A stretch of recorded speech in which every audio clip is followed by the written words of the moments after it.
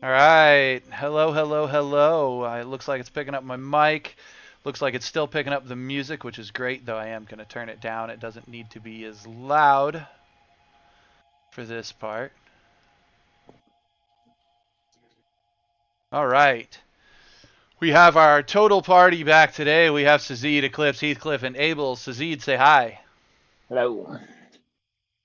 Eclipse. Hello. Heathcliff. Yo, yo. Yo, yo, really? All right. And Abel. See you guys later. Everybody was laughing over Abel. He was in the throng there somewhere, I promise. I think he said, see you guys later. He did. Of course he did. It's even better. That makes it even better. All right, I want to say welcome back to everyone. It has been 4 weeks since the last time you guys saw a stream, though we did get together 2 weeks ago to work out everybody's level up, and then we also handled the start of their journey. As you can see on the map in front of you, the House of Lament is where we started. We bolted out of there as quick as we could as our players were trying to help Ez find. Well, she didn't say. She said she was looking to find an object that would open the door to Barovia, and she claimed that going to Barovia, she would be able to save Irina. Now, she left the body of Irina in the House of Lament. That's not the only thing you guys left. You guys didn't bury the woman who was in the rocking chair, any of that. Everybody just bolted. They were like, we got stuff to do. This house is clean, and they were gone, which is what it is. You survive.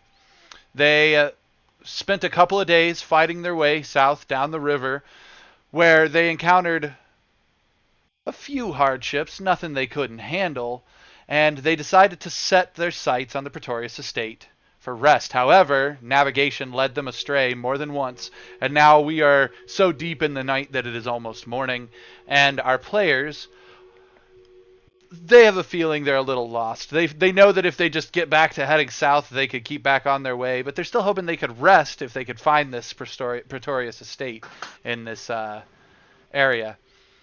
Now, in the middle of all of that, they have decided to take a bit of a rest just for the evening, to get them, able to function until they can go somewhere where they can have an actual long rest and camp.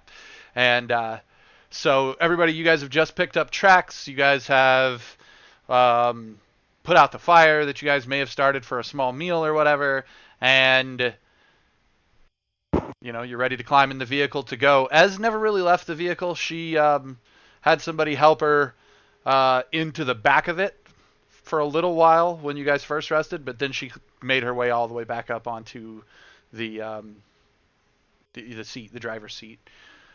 So she's been sort of resting, conked out up there this whole time. Starting with Heathcliff, what would you like to do with this situation? You are, like I say, you're in the middle of the woods. It is sort of a campfire night.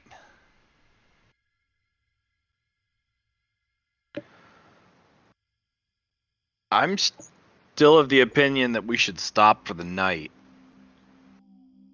Or at least for what's left of it. And make it to the stop by the estate in the morning when we can actually see where we are based off of landmarks.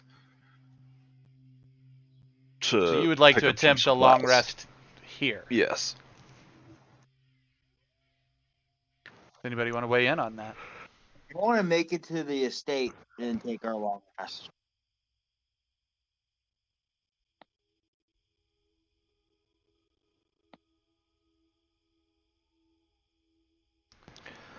Eclipse, what do you think of the conversation?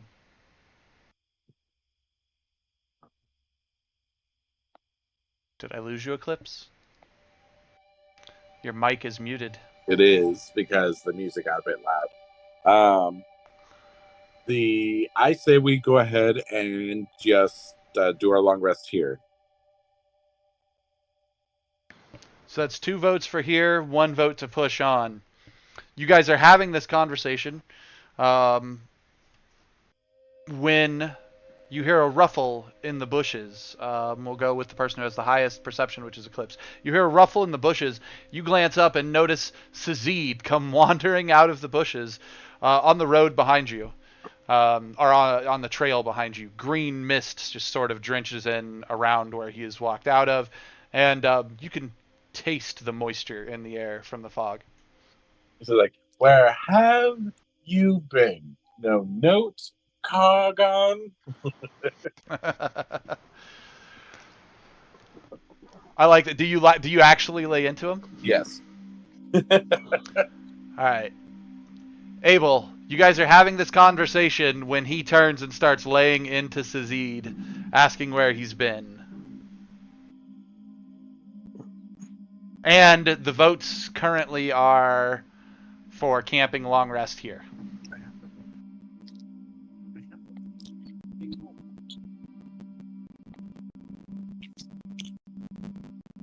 Are you there, Abel? I'm here. I said What would you like to do? I said I want to make it to the estate for my long rest. I know. And then Sazid walked up and Eclipse started laying into him about where have you been when all this was going on. That's less important to me than making it to the estate for a long rest. Then we can grill them over a barbecue. So you're focusing on the conversation at hand. All right, Sazid, your turn. You come up, and this is kind of what you get. The last thing you remember is fighting Mara in the basement of a house. And Eclipse is like laying into me, screaming at me where I've been. So, last I remember, we were fighting Mara, and all of a sudden, here I am. I have no idea how I got here.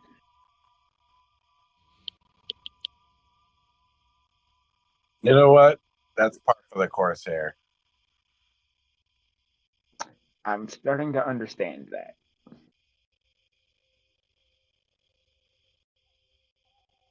Well, you had an easier time getting here than we did. I see that.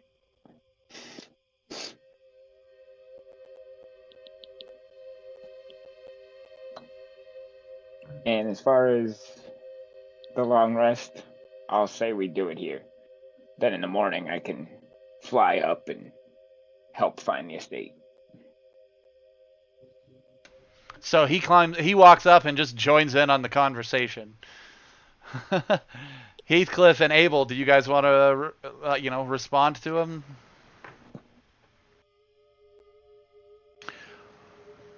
I'm gonna say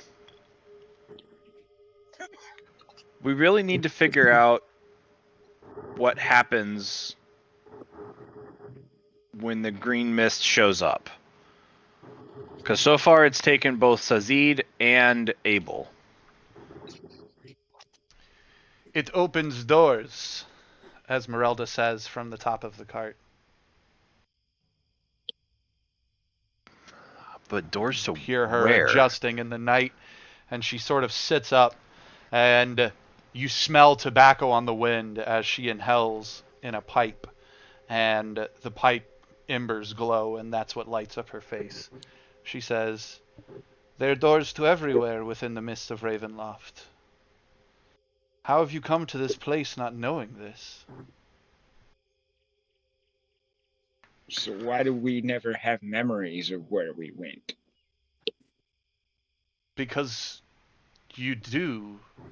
She looks at you very confused, and she says, "The door opened within the House of Lament. You stepped through. You are here. You remember being in the house. You remember being here. I'm not sure what it is you're missing." About 14 hours. Several. I just I was about to Just say in more like time. 2 days. More like, yeah, like 2 or 3 days.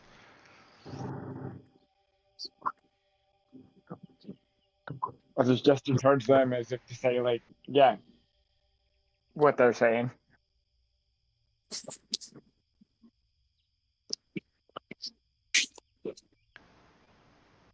She just kind of like looks across you for a minute and says, "It has been so long since anyone new has come, I have not had to explain it. But as it was told to me by the man that taught me everything I know, there are dark places in the world, so dark that they just fall out of it. They come to this place, this in-between place.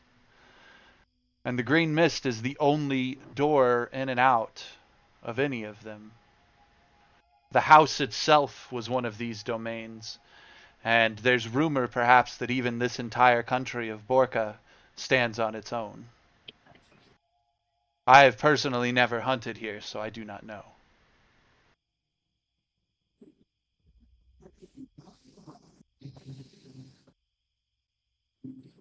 She sits up on the wagon and takes another long draw from the pipe, puffs out a large puff of smoke,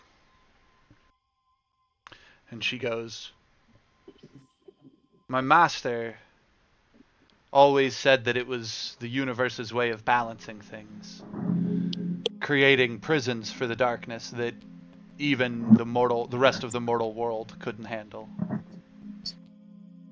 It's why we have to make it to Levkarest. I know of a curio shop there, one of very few in all these lands, that may contain a memento.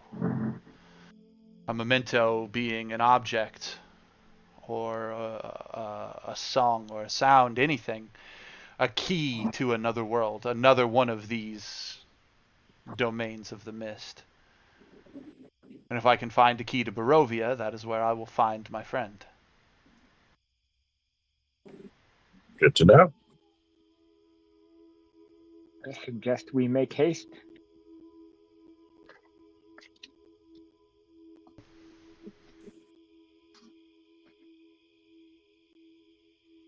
She kind of adjusts in the wagon and says, "So on to the estate or camping here then?"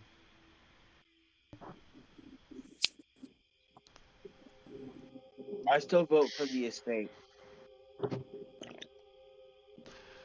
The rest of the party seemed to be against it originally. Are you guys standing by your original votes? I mean, it's like 2 or 3 in the morning. Why don't we get some sleep and get there in the morning? I agree. I suggest we don't backtrack at all.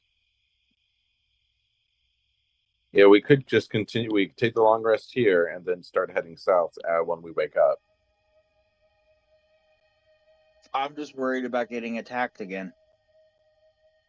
Well, if we take a long rest here, there is the chance of that happening, but it could be worse if we try to backtrack.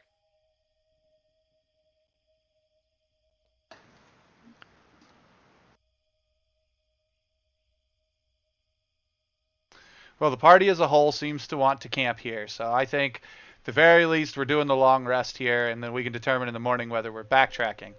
So that said, is everybody just going to bed? No. What's the plan? I'll keep watch, because I'm already fully healed from unknown circumstances. Are you gonna keep watch the whole night and not rest? Or are you gonna trade off with somebody? We should probably trade off. Take your shift at least. So Sazid's got first rotation. Who's got second rotation? I'll take second. Abel and Eclipse. Who's got third and fourth? I'll take fourth. I'll take third, I suppose. All right. First rotation. Can you give me a percentile check, please?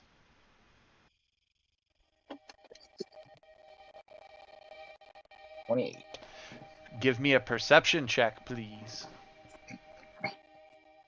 28 bad guys. You notice how many of them?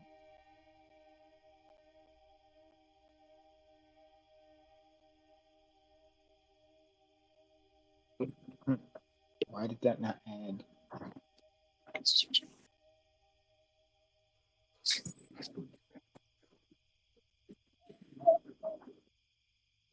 doesn't seem to be showing up in the chat box. Oh, there. there it is. Apparently, you rolled it twice. Because it didn't show up the first time. Yeah, everything was lagging out. Go ahead and roll it one more time. This will be the one we're using. Right. Since one of those was low and one of those was high. Nice. Okay. You are not surprised. Told you we should have gone back to the estate.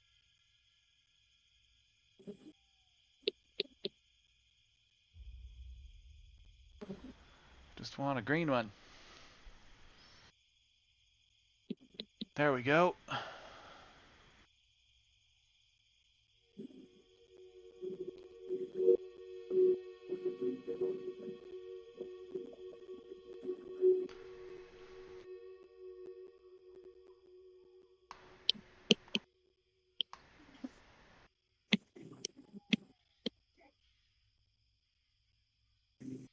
I'm expanding the map now so that it appears on stream.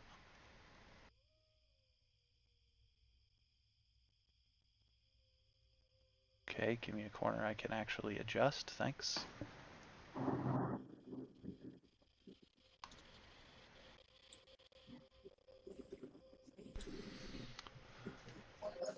And this was Sazid that noticed this? Yeah.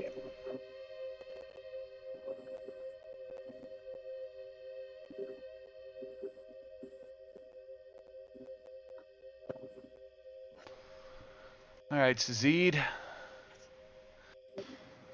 You're walking along through the woods when, out of nowhere,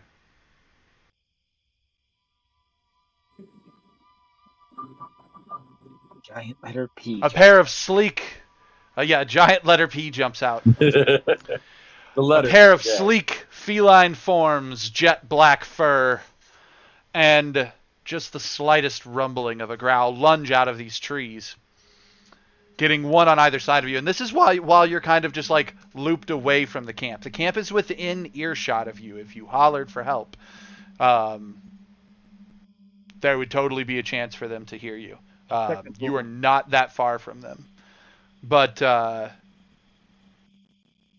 you also might want to try to take these on yourself. That's entirely up to you. How you feel about taking on a couple of large felines. I will start trying to do it all by myself. Let them rest. Okay. Roll me an initiative, please.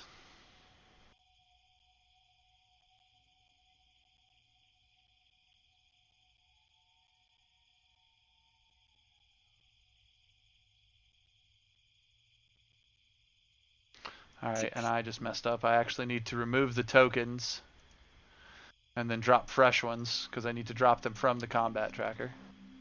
Because of course.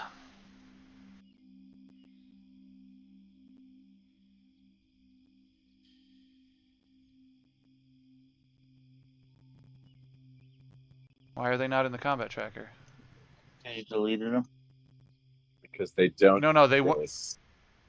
Right? They're a figment of Sazid's imagination. Well, I have a Strikes again. way around it. There we go. There's a spellcaster out there somewhere that casts Phantasmal Force.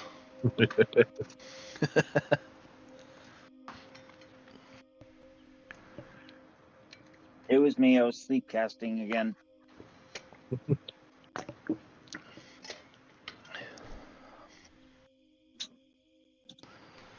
So, your initiative was rolled, sir. Popped up as a 16. All right, they get to go first.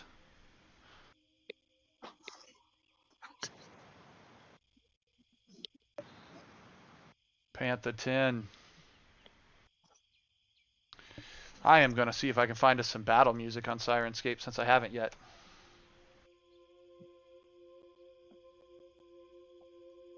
And I don't quite...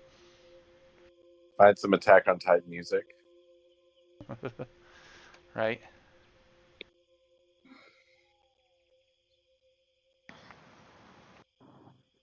I have no idea what we're about to get. Ninja rap.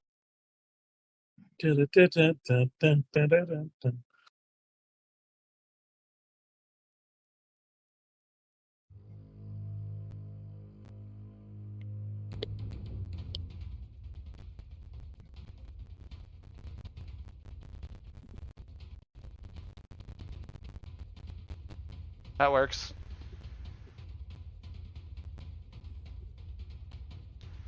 Alright, clear this.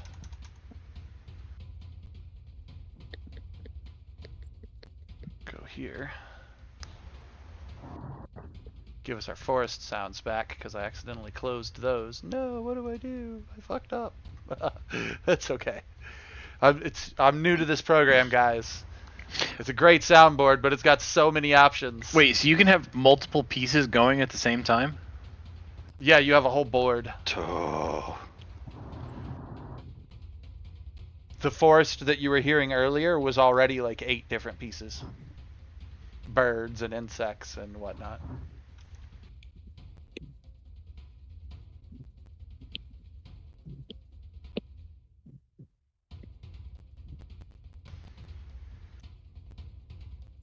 Of course, it's a matter of getting the correct sound set up.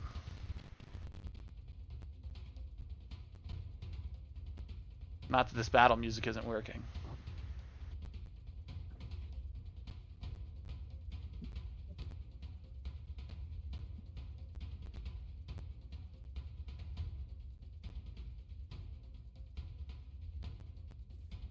Alright, Creepy Forest Moments track.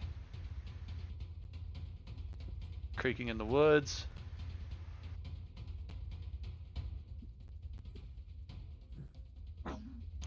Nightbirds.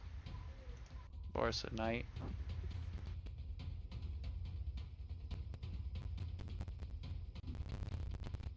It says they're all playing.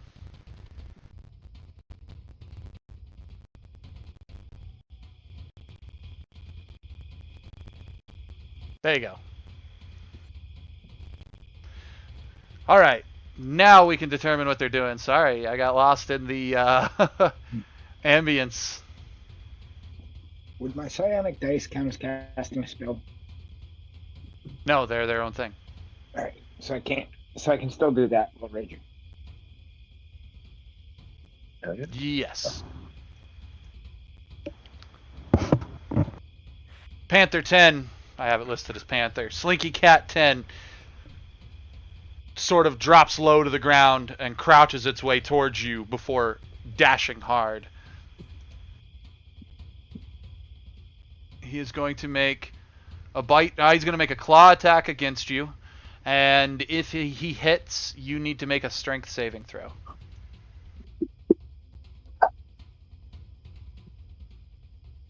I got a 16 to hit. That's a hit. Alright, I need a strength saving throw from you. Pass this.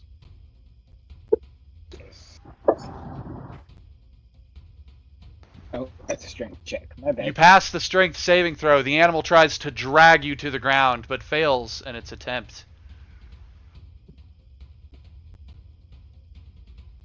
Alright, creature 5. He comes up behind you, and his goal is the same thing. To try to drag you to the ground.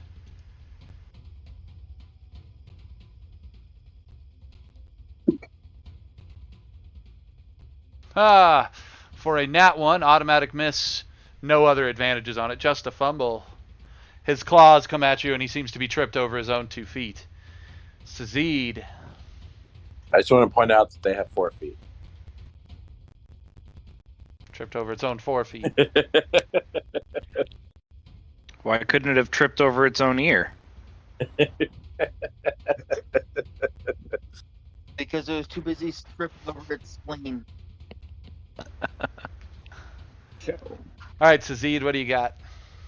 for starters, I'm gonna enter rage. You're just going to go right off? Yes. How does entering rage look for you? Let's see.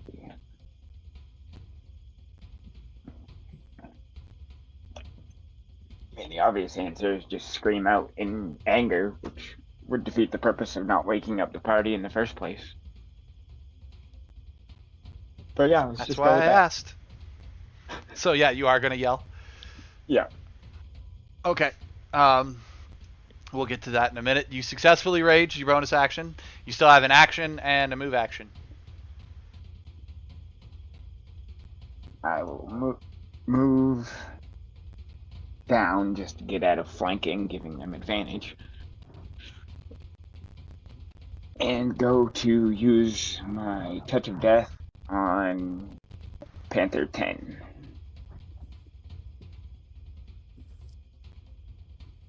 All right. Describe again. how your touch of death works again. That's what I'm looking up. Add a D10 necrotic damage. Yeah. So it has to be a melee attack, so I have to use my talons, which means I get advantage because it's a strength melee weapon attack. So Target makes an additional. Yeah. since Okay. I'm raging, I get advantage with my talons. Is it going to automatically add the Touch of Death dice, or do I have to do that after? I think you're gonna have to do that after. So there's my to hit for 21. I'm gonna go with you hit. This is Panther 10, creature 10. Yes. Do you want me to drop the damage on it? Yeah, go ahead and drop your damage on it. 4 there, And then another D10, and then another D10. which is all necrotic, correct? Yes.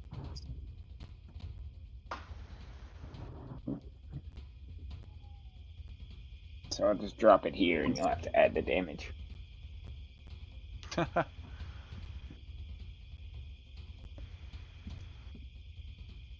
I thought we made a add D10 damage that he could put on himself. We didn't. Oh, Not for touch of death. But that's okay because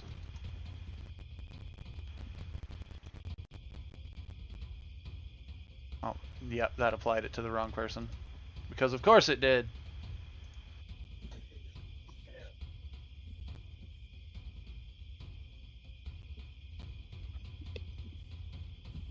Panther 10 is unconscious and prone. And you know what? Since I know I'm getting relieved off watch sometime soon and getting a rest, I'm going to action search. Oh, Jesus. Okay. Rage bird, rage. Rage against the dying light. And I can't use Touch of Death again, I don't think. Can I? I don't see why not. it's every time you touch something. So let's do it again. So here's the hit. Need to make a monk with touch of death. As an action, make an unarmed strike on a hit the target makes. Yeah, it just counts as its own action. And So it's not. It doesn't count as an attack, aka he can use it, but not then use the extra attack feature. so shouldn't that have been rolled Good to at know. advantage since he's raging? Shouldn't what have happened? Shouldn't he roll that with advantage since he's raging? Raging doesn't give you automatic advantage. Oh, It gives you 2 bonus damage. got But it. it's a strength. It's a strength melee attack, and that does give me advantage on strength melee attacks. I forgot to roll it with advantage. That's What gives you advantage on strength melee? Rage. I think that's what it says. Oh no. No, rage doesn't give you advantage on that. It's when you become barbarian at 2 or 3, you get reckless attack, and reckless attack gives you advantage.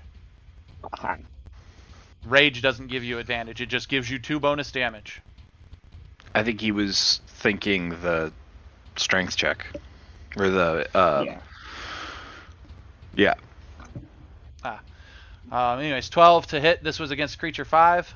Yes. That is a hit. Alright. Drop this damage on him. And an extra D10.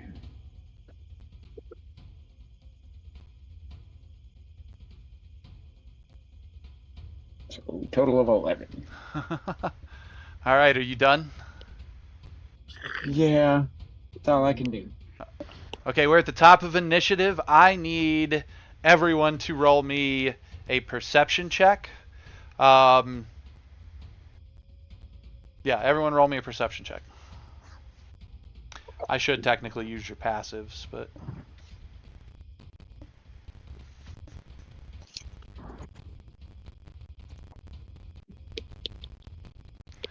you as well, Abel. I'm working on it.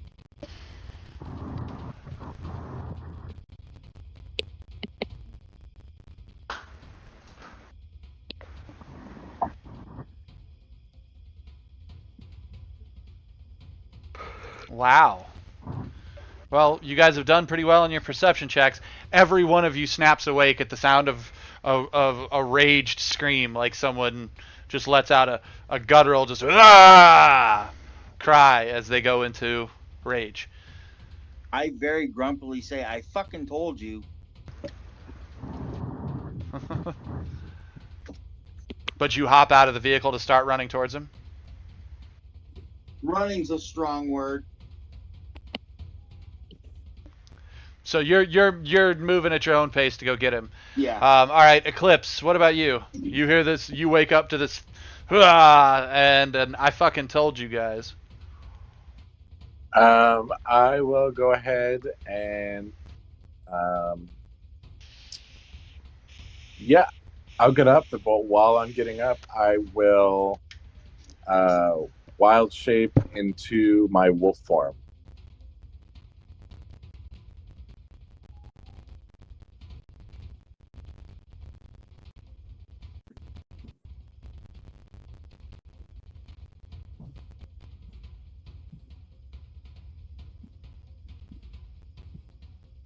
And then I'll start heading over there. Or to where I heard the scream.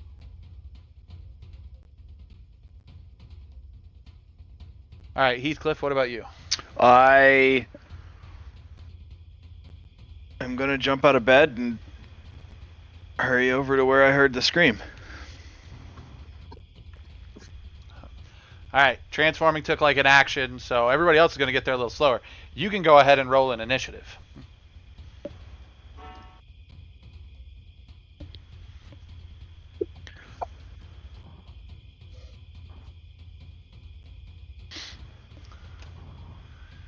And you come in after Sazid. All right. Panther, 5. Sazid at the top of initiative. This Panther just watched you topple his buddy, and you tore into him. The rest of the party didn't just hear your ferocious roar, but they actually heard this yowl from this cat as you struck into it. Cat says F this. Like, let's be real. Cat is gonna run. I need to... Do you take an attack of opportunity against it as it tries to flee from you? I will. Might as well do it with my talents, because that's what I've been using. That's a hit. Your talons require an action. This is being your thing is a bonus action, so just know that you're not going to get your touch of death on it. Alright, that's fine. Max damage. Still 8 damage, which you didn't drop on it. Ha ha. Oops.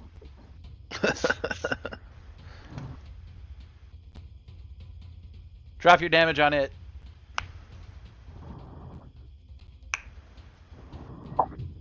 Not max damage. It's still enough. I knew it would be. I wanted it to drop unconscious and prone without me having to drag the conditions over there. Alright, you have these 2 unconscious animals right here beside you, Sazid. It is your turn, and you see Heathcliff approaching. I will tell him not to bother. It's already dealt with. As I You just holler out to him, I got it. as I take my rapier and stab it into Panther 10. Are you but keeping your rage up until you're done with the bodies? Yes. Alright, so Heathcliff, You come over the hill right as you see him spear one of these guys with his rapier, and he just says, "I've got it," but he's got this very, like, he looks pissed off even as he says it. Like, he's breathing hard and heavy, like, he put a lot of effort into this fight. But he says he got it.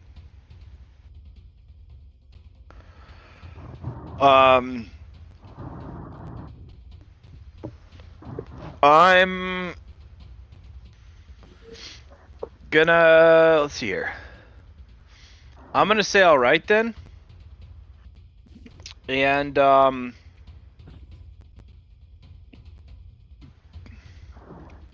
back over the crest until he can't see me, and then sneak back around just to make sure that he's still good.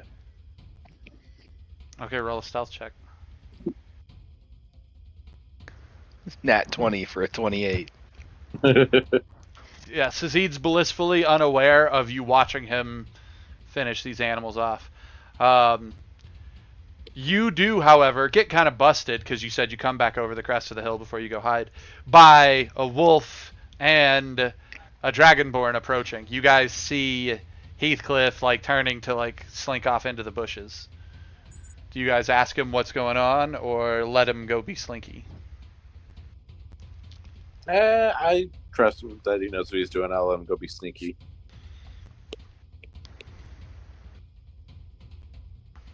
Abel, what do you think?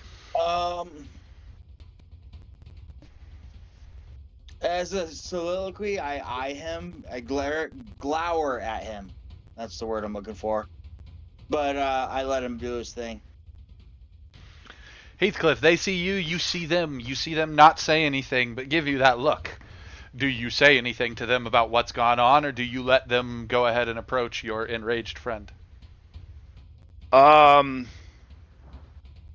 would kind of wave at them to back off. Like it's Do cool. you just gesture broadly to go back to the camp? Yeah. All right, guys. He's gesturing broadly in your direction to be like, "I've got this. We're fine," but not saying anything. You Okay, woke me up from anything? I didn't wake anybody up. I just do a little, like, a growlish grumble, and then just go back. I'll sleep while in wolf form, because I'll just stay in wolf form for watch. Okay.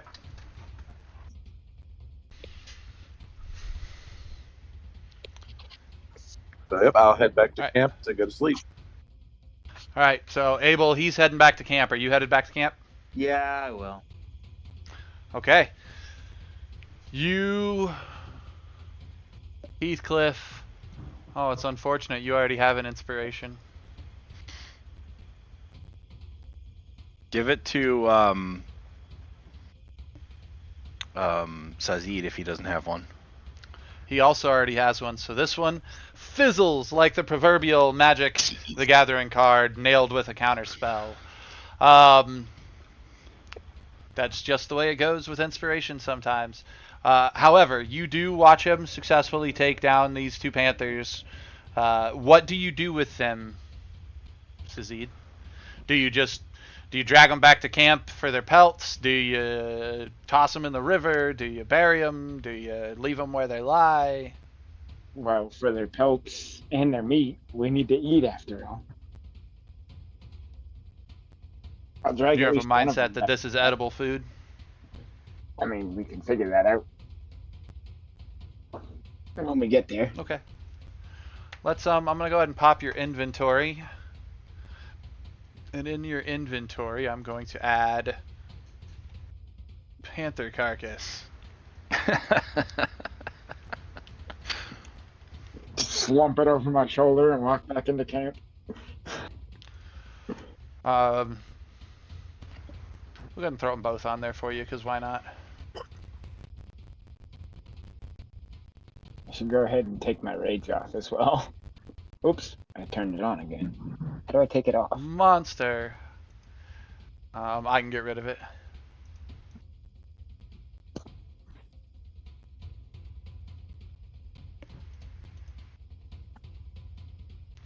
Alright, but those guys are dealt with. Alright, who was taken second? I believe it was Heathcliff. Yep. Heathcliff, give me a percentile.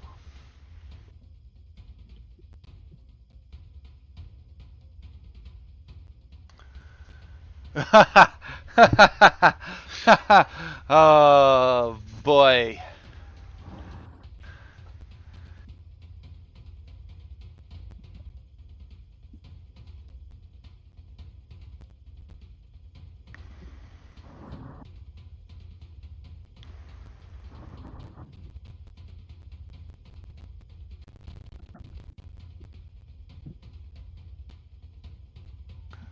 Oh, I should just pulled up the same map.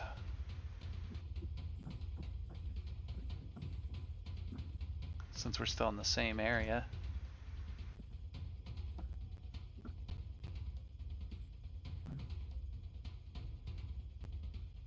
And then we will reshare this map.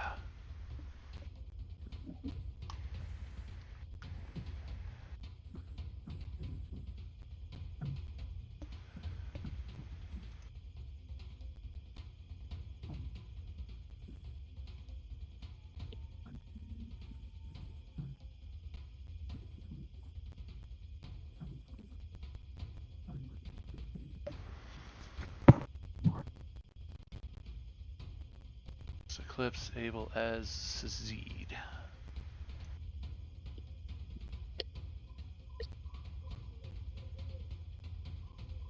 Alright, and you, sir.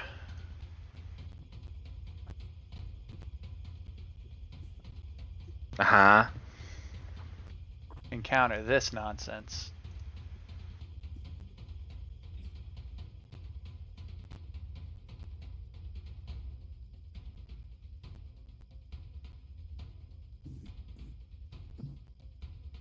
I promise it'll appear.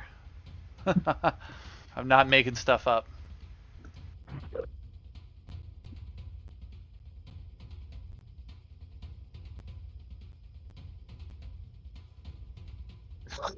Excuse me.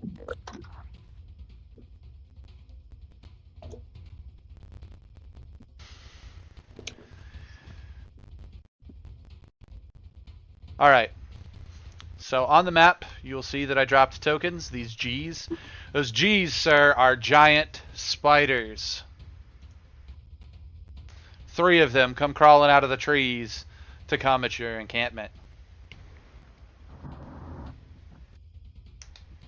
Roll me a perception check to see if you notice them.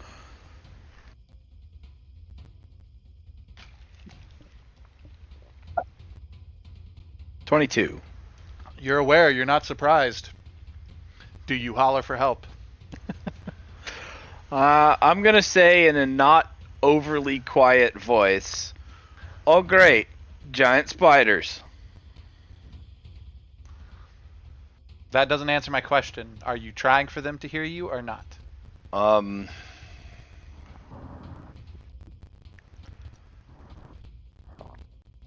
Yes, but also not. Yes, I am trying for them to hear me. Okay. Everyone else back at camp, roll a perception check.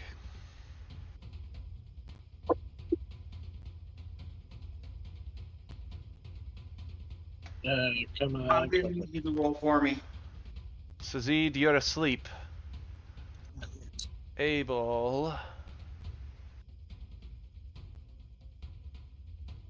Oh, I hit Nate Um, instead of. Yeah. Eclipse, you are aware. Did you want me to re-roll it? I accidentally rolled nature. Oh, sorry. Yes, re-roll it. My apologies. That looks my Abel doesn't hear anything. It's the same anyway. Eclipse hears things. Eclipse, you wake up and you're pretty sure the last thing you heard from somewhere outside of the camp was giant spiders. Go ahead and roll me an initiative. Grumbled. I needed initiative from Heathcliff as well.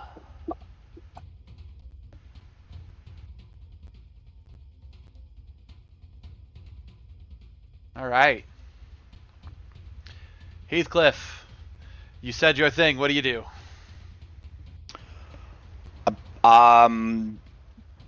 I'm gonna shoot at Spider 12 with both hands. Well, we're gonna do one hand at a time, but so main hand. 23 to hit. You hit.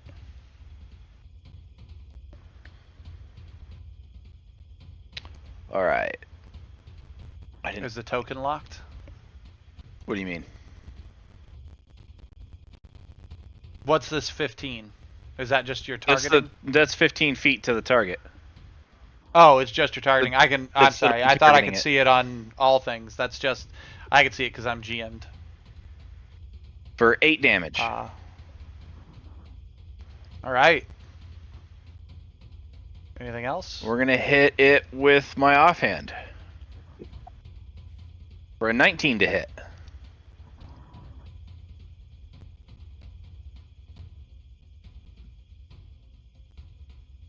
Hit. For 3 damage.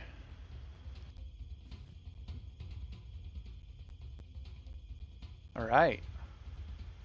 It's still standing. It is unhappy with you. It lets out a hiss, and it just sort of bubbles and gurgles from its mouth as it does, and you can see the sort of venomous toxins. Oh, good, because I'm gonna Bubble come stand. We're gonna stand here. In the middle of 2 squares? Yeah, well, I kind of wanted to use the tree, and the tree is a natural funnel, but I know they're giant spiders, so we'll see how it works. Kind of positioned myself between them and the camp. Fair enough. And in my turn. Abel and Sazid are sleeping. Giant wolf spider 12. He is going to come at you, 8 legs, just all flipping around, flicking through the air. You see its fangs as it makes its way towards you, and again the popping and whizzing and whistling of the and hissing of the toxins. This thing is unhappy with you. You have beaten the crap out of it, really. So you're definitely the first one. It's first thing it's considering a threat.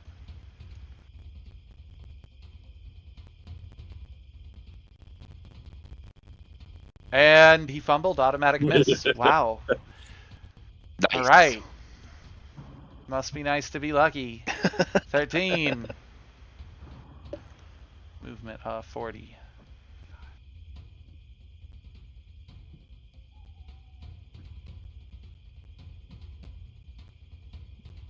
It's also going to make a bite at you. No fumble. 14 to hit. Misses. 14 to hit is a miss. And that brings us to Spider 4. And all of these mouths are just lunging at you over and over and over again. And all these arms are gripping around you. 10. Misses. All right. Eclipse, you were the one to wake up? Yes. And I need to roll for my hit points, by the way. For your wolf form. Yes. It's 2D. The problem with wolf form I wanted to look at. Don't you get your things back on a short rest? Yes. And animal form only lasts like an hour, correct? Possibly. Let me double check.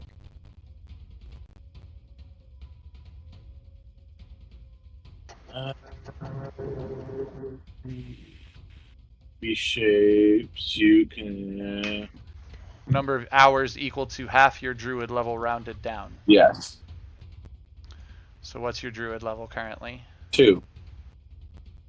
So 1 hour, yeah. So given that we're on second watch, you have successfully recovered the one you spent on your wolf, but you are currently in your form. You would have transformed mid-nap. Okay. That means that. So you are currently in normal form. Dang it. Okay. I could technically still use my bonus action and go starry form. You could. Starry form does a lot of damage. I'll go ahead and do that. And so wild shape into starry form. And then I'll move there. And from this distance, can I see the spider? No, that bush that's in front of you is in your way. Okay. So let's say that was 1, 2, 3, 4, 5. I can see from here, though, yes? Yep. I'll go ahead and aim at the spider 4 with my Archery. yes, that. Your starry form archery. Okay. Words, because words are important. Well, let's see what you got.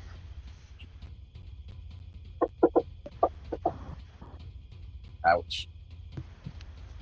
That's a great start.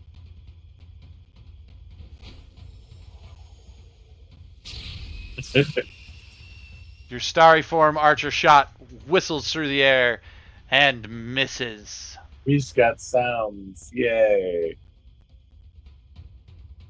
And then I will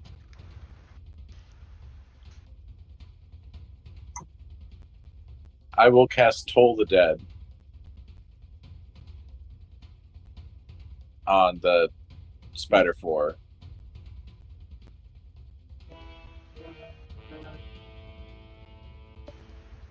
I apologize. I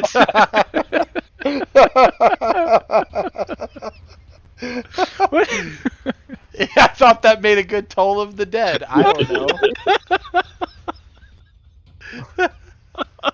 It feels like it belongs in a murder mystery.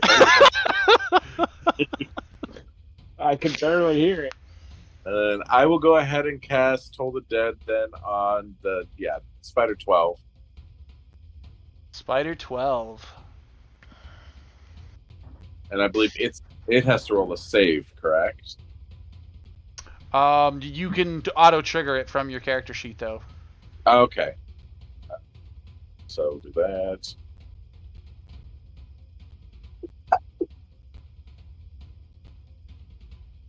It failed. Roll your damage.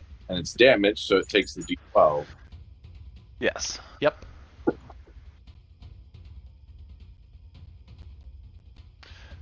Wasn't a lot, but it was still enough as the bell tolls. Giant Spider 12 just sort of crumples to the ground and begins to writhe and twitch as it lay there. Is there anything else you would like to do, Eclipse? That'll be it. Heathcliff, you have cover over your left shoulder. A glowing light in the darkness is standing behind you. I'm going to give him like a thanks for being here nod and attack Spider 13.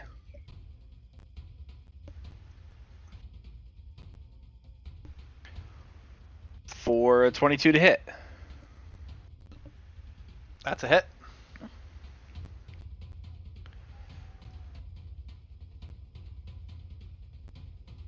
For minimum damage.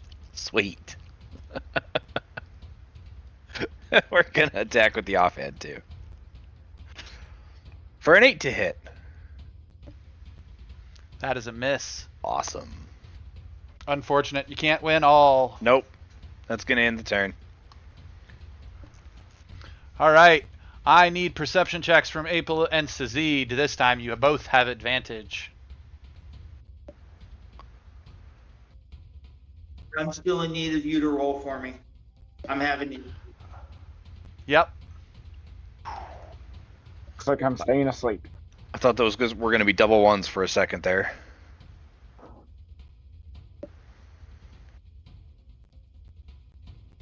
Abel, you successfully wake up and watch as your friends. You've seen Eclipse do this enough now for you to recognize that it was totally him. But first, you see this like glowing form light up inside the little area that you're in, and then bolt off in the darkness. And you hear the sounds of, I'm gonna say light combat in the distance. It is quiet. You hear, the clink of a sword, maybe, Nope. and arrows thudding against wood. Your psychic ones still make sound. Do they though? They still have physics. So long as they have physics, they will whip the air. Fair enough. Like, are you sure about that? They Grab a probably cup sound like that. What was that, Abel? I grab a cup of coffee and slowly saunter over towards the combat, being upset that this wasn't for me. Yeah. Okay then. So, because he's going to take his time again, he will miss out on this round. At the top of next round, Abel, I'm going to have you. You can go ahead and roll your initiative now, but you'll jump in after the top of next round. That's fine. You need me to roll it for you still? Yeah, I'll so. let you know when I'm back. Okay. Boy's got a decent initiative, but he won't get to go again until after.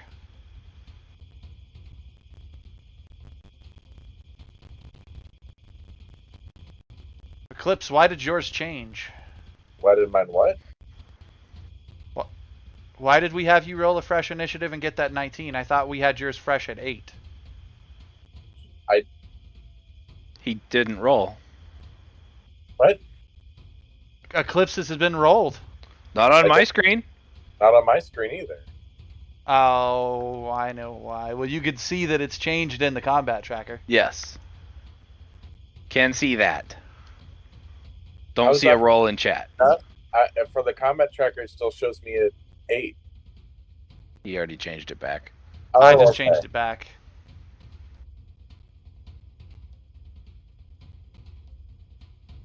Well, is it my turn? Right. No, it changed the wrong one. It had changed you instead of Abel. It's actually Giant Spider 12's turn, who we know he's sitting over there gurgling. We'll go ahead and make him a saving throw. Giant Spider 13. Giant Spider 13 is unhappy with you. Yeah, what's new?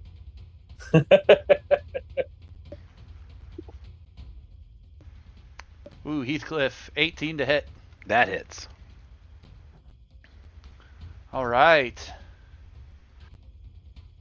I need you to make a Constitution saving throw, please.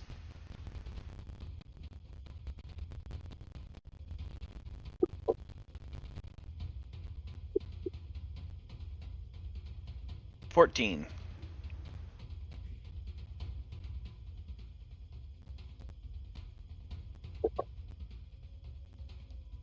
You take 4 poison damage. You resisted half of it because you succeeded on your saving throw. Hey.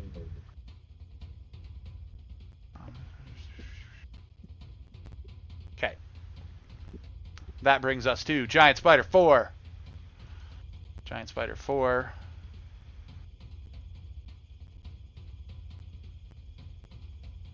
I had my guys wrong. Yes, you did. Fine. I won't have this one roll with advantage to make up for it. And he missed anyways. He got a 7. That brings us to Eclipse's turn. Eclipse, they're trying to gang up on your buddy. They have taken up strategic positions, one of them leaning out of a tree, the other one just on the ground behind him. We'll go ahead and aim my starry arrow at the giant wolf spider. 4. Okay. Oh, there we go. That is a hit. That's better.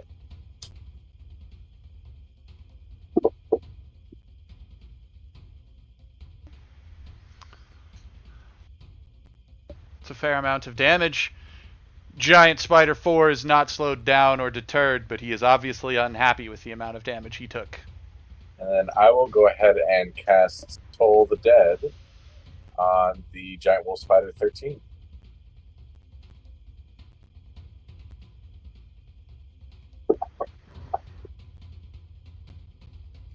He succeeded. Dang it. And then that would be my turn. All right, Heathcliff, your turn. I know. I heard what you were just upset about, Heathcliff. I just heard it under your breath. He didn't step in. I don't get advantage or sneak attack. Oh. It's all right. It's all right. maybe we'll have a discussion on tactics after this. You forget I'm a ranged character at the moment. Yeah, but you could step, like, you could do your Toll of the Dead and then step in. Yeah. Because then I probably could have killed 13 in one hit. As it is, I'm going to attack 13 with my main hand first. Okay. For a 21 to hit. That is a hit. For 10 points of damage. Yeah, it's out. And then I'm going to attack 4 with my offhand. For an 18 to hit. That's a hit. For 1 damage. Woohoo! A whole 1 damage. Anything else? Would I have heard Abel get up and grumblingly be walking towards us? Nope. Okay, then I'm not gonna move, and I'm gonna end my turn. All right, Abel, it is your turn. You begin moving towards combat. Yes, I do. And if possible, I would enter combat to give the rogue combat advantage next turn. I can't see. 5, 10, 15, 20, 25, 30. You can't even get into melee range. Oh, well then I'll get as close as I can and do Eldritch Blast.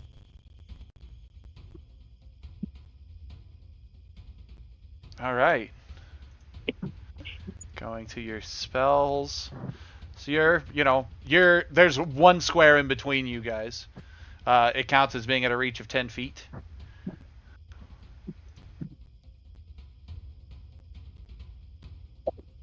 And you got a 19 to hit. So that hits for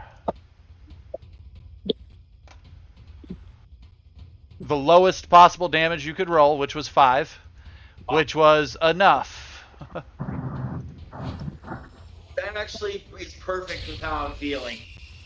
Just minimal effort, just fuck you. Yep. You just walked up, blasted it, it dropped. Game over. And I take. Do you say anything? Do you head back to bed? I take a drink of my coffee and then head back to bed. Are you last watch or are you third watch? I'm last watch. I'm third watch. Okay. Okay. So, it's down. He heads back to bed. So, Eclipse, it is you and Heathcliff standing here.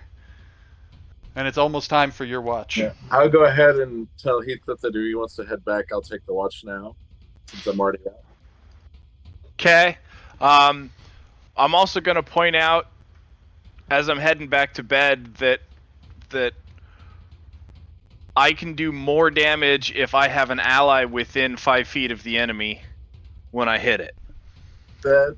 But you say that in a non-mechanical way? Yes. I was trying to think of a non-mechanical way and couldn't really think of a good way An to ally put it. adjacent to the target. Yes. And then do kind of a good night. Let us know if you need something. Yeah, understood. Alright, so he heads back to bed. I need a percentile roll from you, Eclipse. Let's do that one.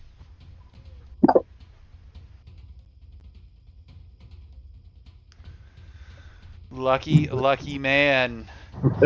So each time the percentiles have been rolled, it's been getting easier and easier to succeed at them, which is why it mattered the order that you guys took them in. You have a rather uneventful watch. Yay! And you're able to head back and get the rest of your rest. Which brings us to Abel. I need a percentile from Abel, which I guess is me rolling it.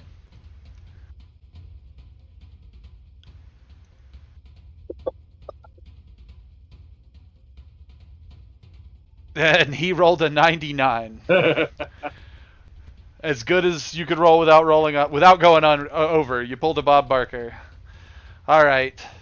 I guess that means the rest of the night is uneventful, and I will go ahead and apply a long rest to you guys. But it does take about two to 3 extra hours of the night to acquire this long rest.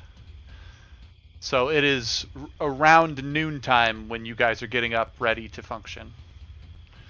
So let me go ahead and apply long rest across the board. Close the extra map.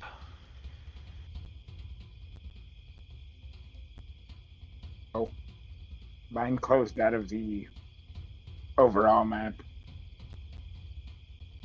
For Broca? Yeah. So there is a way to recover this, or Borka, that is really easy. First off, I'm going to reshare it now. When it shares, you can, before you expand it to full screen, you could take the little icon in the corner and you could drop it to one of the numbered boxes at the bottom, and then you will just have access to it.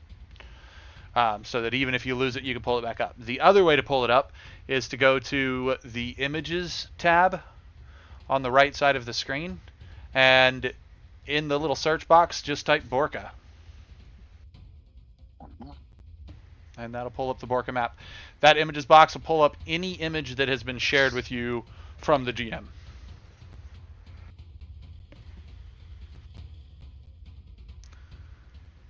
So, we are in the Ash Gardens. This is where we're camping. We've had a full night's rest. I think now's as good a time as any to throw it onto a bio break. And when we come back, our players will start their next day traveling along the hex crawl and determine whether or not they're going to go back to the Praetorius estate or move forward. So, if you like what you guys have seen, please feel free to click that follow button. I have, I think, 7 followers I need to get to hit affiliate, and I would sure love to get there soon. I think it would be amazing. It'd be like great, like trick or treat, like Halloween treat. Also, don't forget to check out my links. We still have the GoFundMe in there for Mike's kidney replacement, and any help and any attention you can put on it is super appreciated. So, as for everything else, we will catch you guys when we come back from break. See you in just a minute.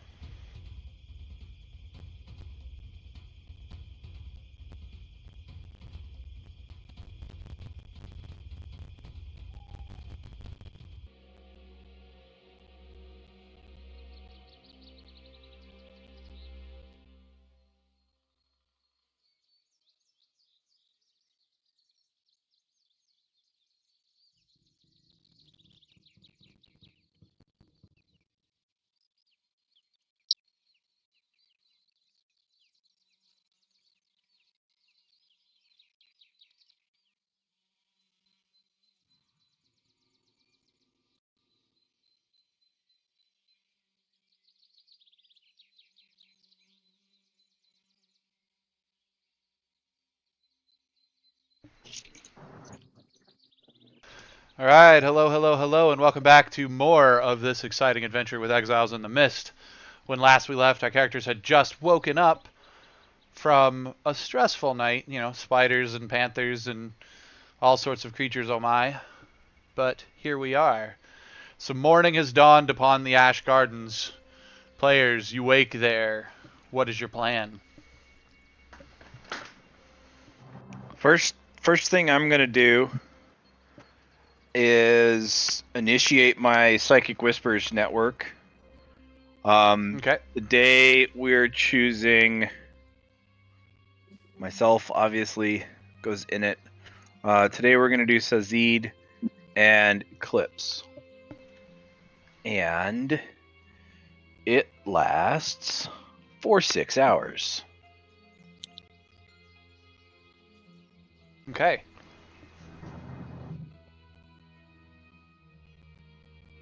So while he's setting up his psychic stuff, Sazid, what are you doing? Probably. I'm gonna check those panther carcasses, see if they are edible. So that would be what? Nature check? Yep. Nature or survival. Which one's better? Well, we'll go survival. Well, they're both +2, but 13. There's no reason that you can think of why you wouldn't be able to eat them. So at that They're point, just a mountain cat. I'll start carving them up and cooking them up for breakfast. Or lunch, considering when you guys woke up. So Heathcliff is doing his psychic thing. Sazid is cooking breakfast. Abel, what are you doing? Not much. Just sort of watching the goings on, waiting to move, to get on the road again. The party still needs to decide what getting on the road means. Are you guys going to try to head back to the estate, or are you going to continue south? But at this point, we're all rested up. I think we should just start heading south. Yeah, the whole point of going to the estate was to rest without getting attacked. You fought through the attacks, however, and made it through the night. And we only got attacked once. Twice. So Abel's keeping an eye on things. Eclipse, breakfast is being cooked. People are prepping for the day. What are you doing? I'm going to do what all cats do and give myself a bath. You know on the map there is a lake not far from here. How often do you know that cats love taking baths in water? Large cats, often. That's fair.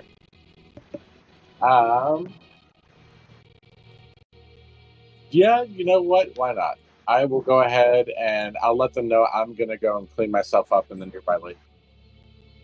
Well, the lake would still be a little traveling time. Oh, okay. Well, then I'll go ahead and just wait then. But you suggest to them you guys want to go to the lake? Yeah. On route, basically. Okay. Yeah, I mean, you guys are able to have a fairly uneventful morning. Breakfast is cooked. Panther steak, good. Going to the lake, maybe we can invent water skiing. And then you guys start heading on. Unless anybody has any reason not to, I'm going to have Eclipse make his navigation check. All right, and that is survival, if I remember correctly, right? Yep.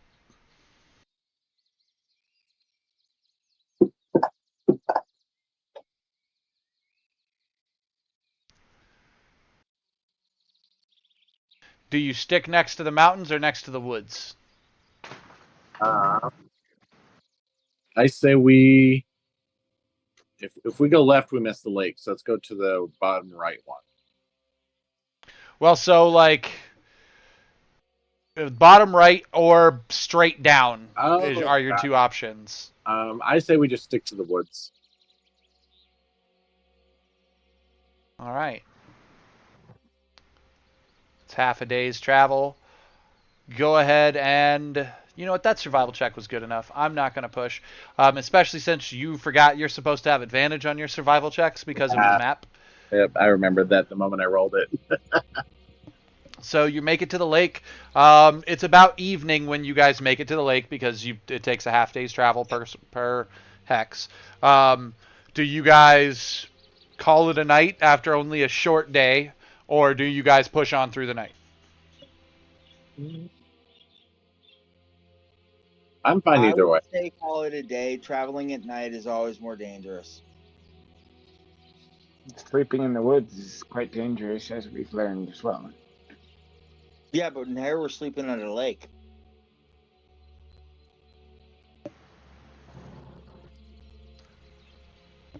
Do you guys just camp out on the shoreline? What do you do?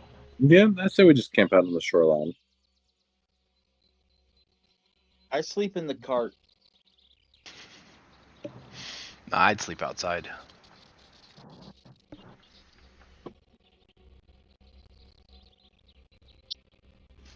I'll again offer to take first watch.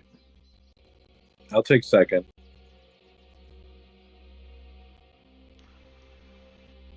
We're only going to rely on one person tonight, as far as spot check, one perception check for watch.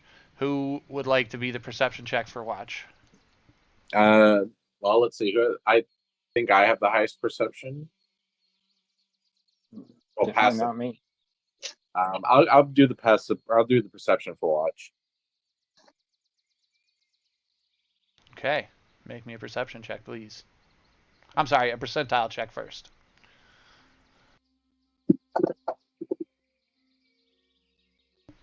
You guys are good. It's an uneventful night on the lakeside. You do notice animals come in and, feed throughout the night, seem to drink from the water and everything, but they move on. No one seems to bother you tonight on the shoreline. Alrighty. Next morning. I just say we continue heading south through the woods. Do you guys just try to head down the path to Legvarist? Do you aim for any estates? Do you guys want to stop anywhere or try to find anywhere along the way, or are you guys just navigating straight to the city? I think we should go straight for the city. Yeah, Ez was pretty adamant. Okay. I need that navigation check from you. Yep. Advantage. Yep.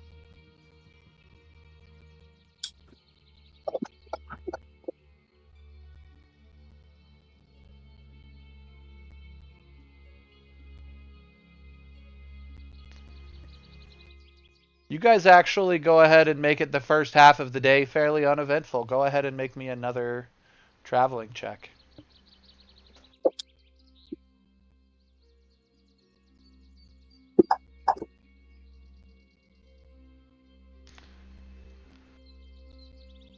And a percentile check, since I assume you're still our spotter Yep. while you're driving. Nope, you're doing good. Seems to be no real life. You actually begin to notice that there are no birds really either. What do you mean? I'm right here. And we can also hear them in the background.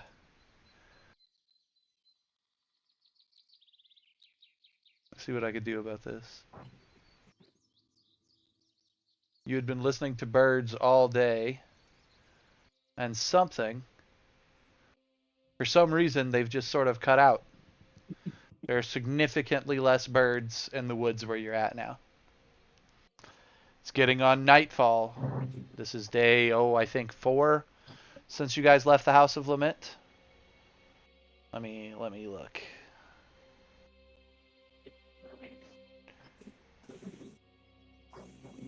This is day 5 since you left the House of Lament. It's been almost a week.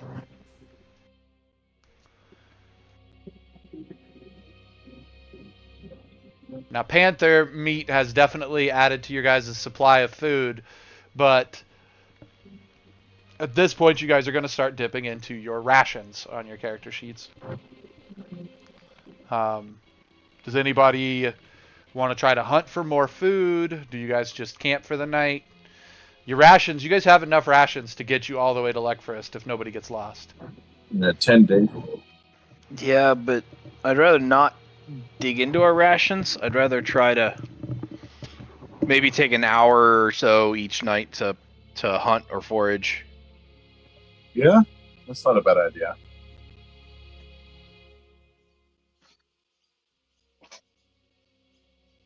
All right, let me drop a map on the board. Who's our hunter? Is that going to be you? Since you suggested it, Heathcliff? I mean, I can. There. I would want somebody who's better at nature or survival. Yeah, I'm coming. I'm all right at survival, but I do it.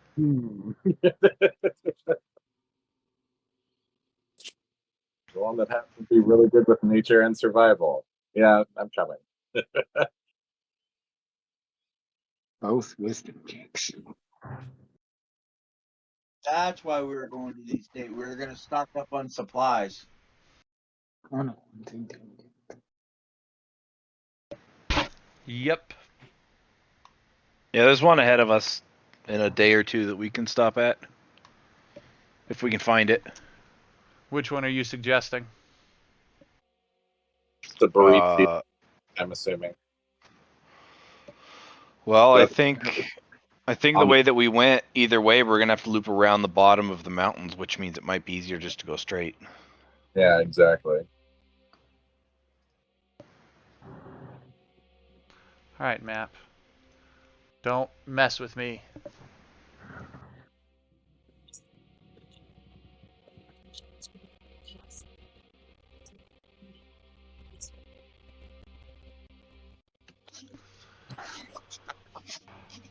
All right, so what are we doing here? We have an Eclipse track animals while you take the shot, or what?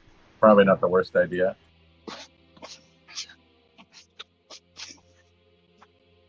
Heathcliff, Sure. you were the one that wanted help from somebody. So you kind of got to tell me what the plan is. The plan is to go hunting, and if we find and go foraging along the way, and if we find meat, great. If not, then we have vegetables. Okay, then what I need from Eclipse is, once again, a nature or survival check. And is this with or without advantage? This is without. Okay.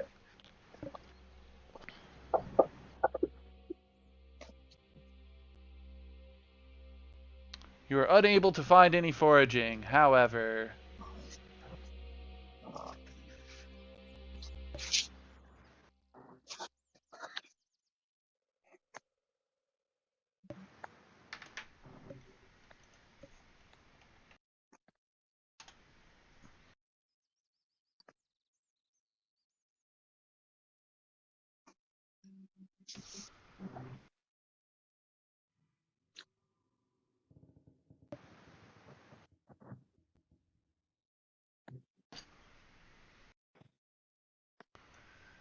as you're making your way through the woods, you come across an elk grazing. And he immediately becomes aware of you because we weren't trying to be stealthy. And I need initiative checks from Heathcliff, Heathcliff and Eclipse.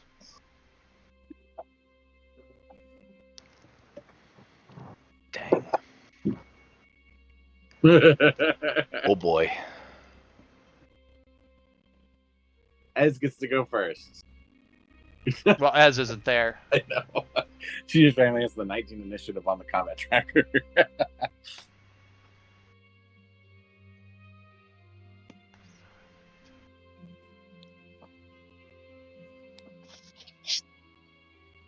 And it bolts.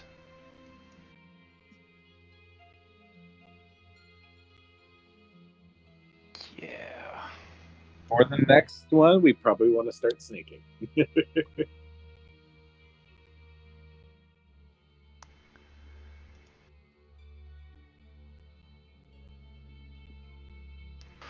Ooh. I can't see it very well, can I? No. I just know kind of where it went. Yeah, the general direction it ran in. Okay, then I am going to bonus action hide. All right. Remember that cuts your speed in half. Oh, I forgot that. So 35 would be 20 or 15. Probably 20. Just remember, if you burn down the forest, any meat you find's already cooked. that So- sounded like a bad panic right there. So first and foremost, we're gonna sneak for a 27. And then 5, 10, 15. Can I see it from here? It's a straight line. Barely. It has partial cover from there. I mean, there's not really anywhere within 5 feet of that I can move.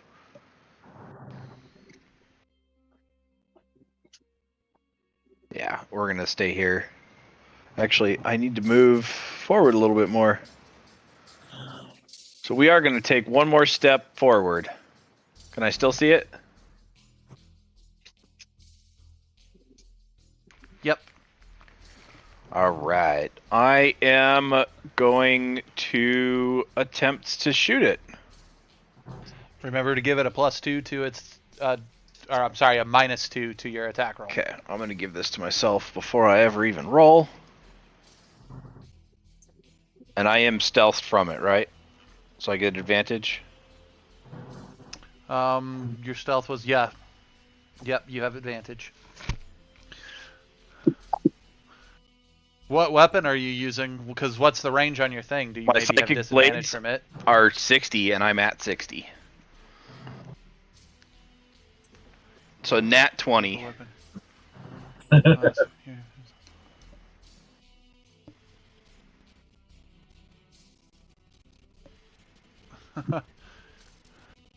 In addition to the standard critical hit, the target loses an eye, we'll say. What type of, is this weapon piercing? It's psychic.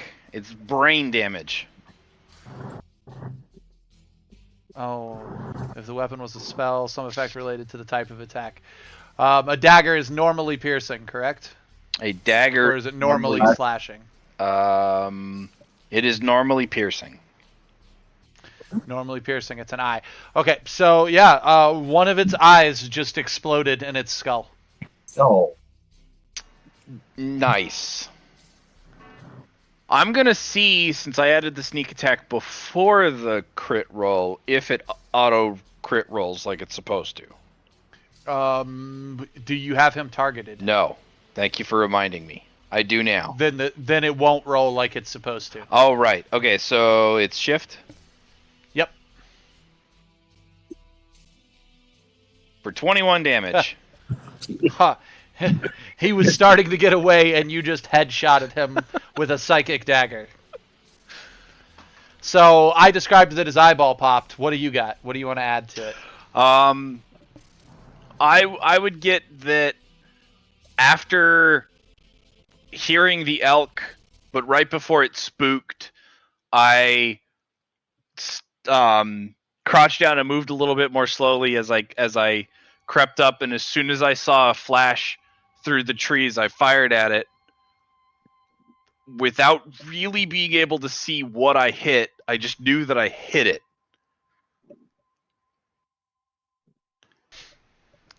Well, this elk is certainly large enough to provide the meat that you guys need for the rest of your trip.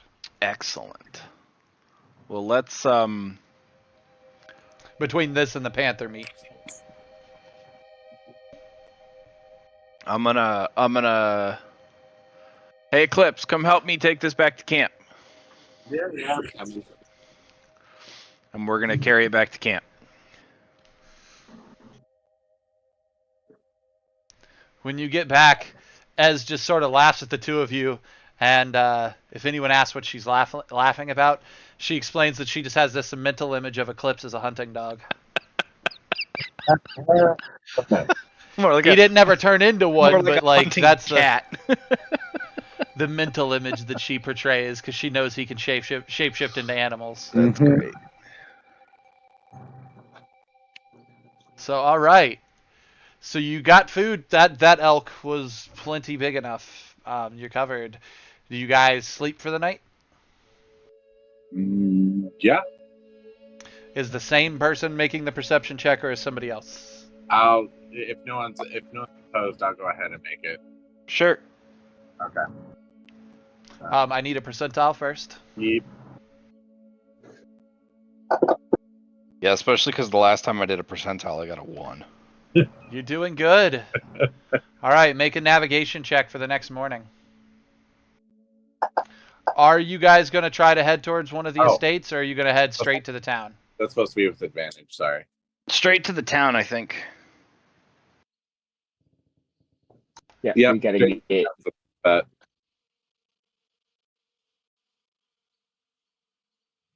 That's all right. It's a good roll. You guys haven't had a whole lot of wild pop-ups really the last few days, so that's good. Go ahead and make me another check. Maybe it actually was my fault they got lost. They've had good luck with me here.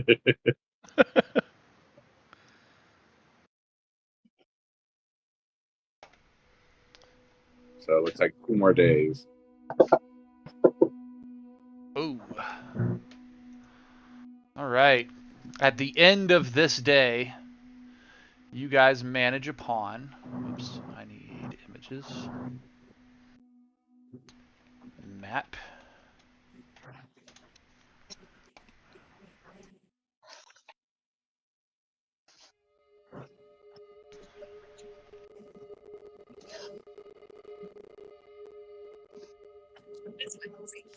You guys manage upon an abandoned church that is overgrown with just the tree and the nature around it. It's been all but completely swallowed back up by nature.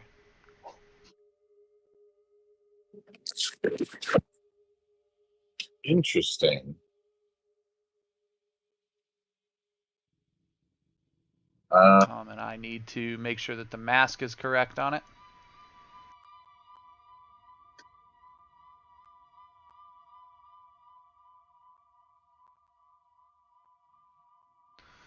As soon as I remember how to do that.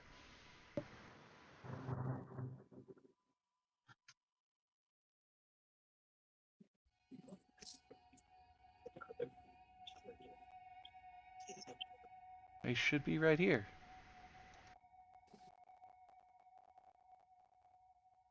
That's weird. The mask icon is, there we go.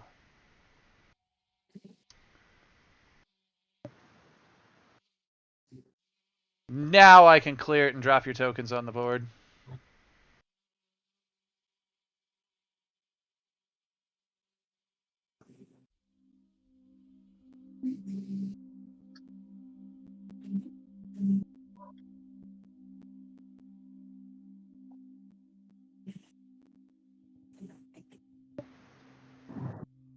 All right.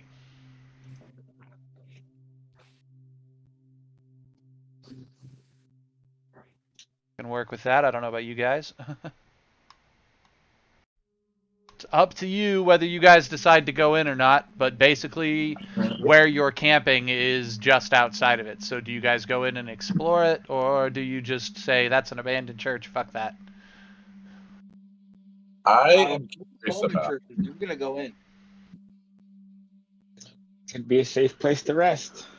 Yeah.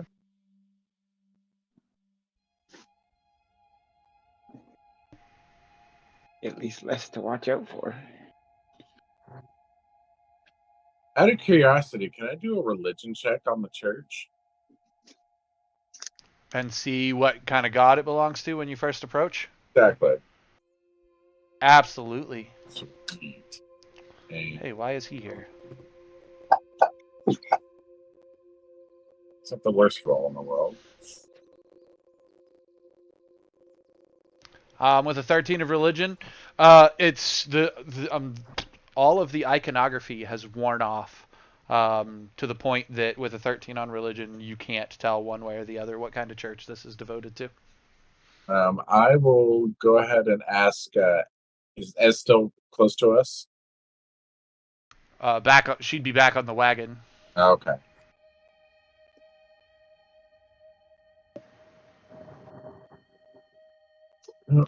So he's spending, Eclipse is spending a few minutes just kind of looking over the outside of the church, trying to see if he can identify anything. What are you doing, Heathcliff?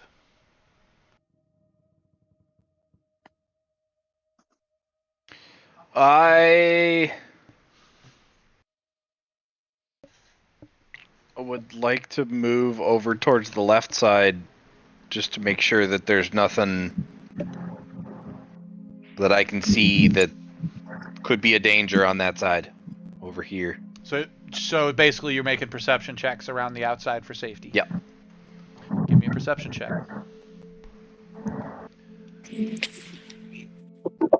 You always have the simpler way to say it. 20 net 20 for a 25. You hear something in the bushes just in front of you beside the church.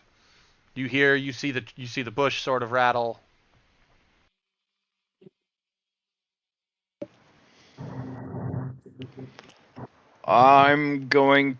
Would like to cautiously and stealthily check it out. You just want to walk up and check it out? Cautiously and stealthily. Yes. Well, the whole bush is shaking. So, like, what is cautiously and stealthily? Maybe just trying to be quiet as I walk up to it. Yeah, I mean, you're able to approach the bush just fine. But I like, are you sticking your head in the bush? Like, what are you doing? What is cautiously and stealthily inspecting the bush look like? I would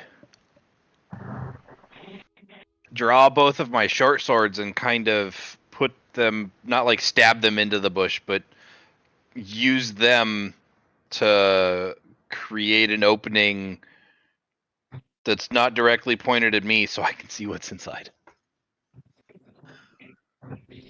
Okay, so he is checking out the bush. Eclipse is studying the building as a whole. Sazid, what are you doing?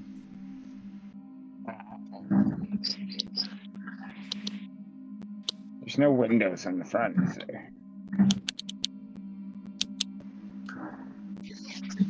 Nope. Is there like any glass panes on the door that I could peek in through? Nope, they are wooden doors. Alright.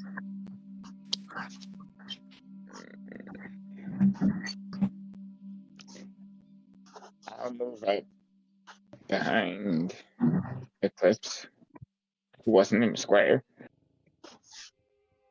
And do I notice Heathcliff over there?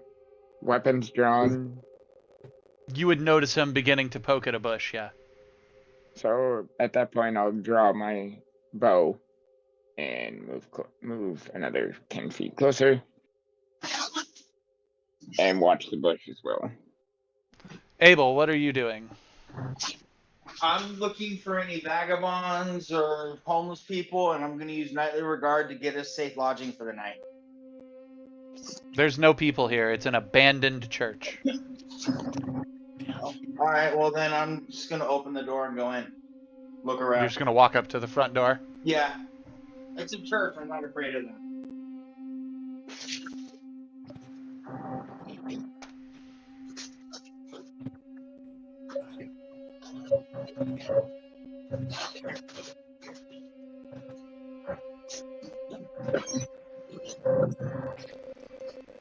You push the door open to see this sort of decrepit cathedral of a room. You could see at the front of the church that there are several smashed up pews, and probably more that you can't see just from where you're standing from having just opened the door. As well as you notice on either side of the entryway, there is presumably 4 separate rooms. There's 4 separate doors. When you pop that door open to look in. All right. That brings us back to Heathcliff, who is poking a bush, and I need everyone to roll initiative.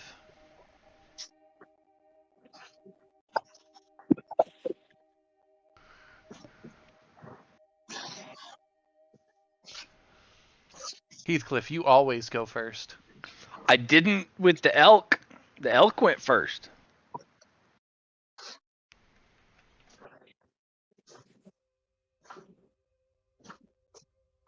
That's fair.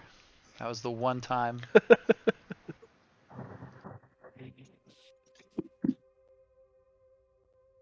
I do not go first.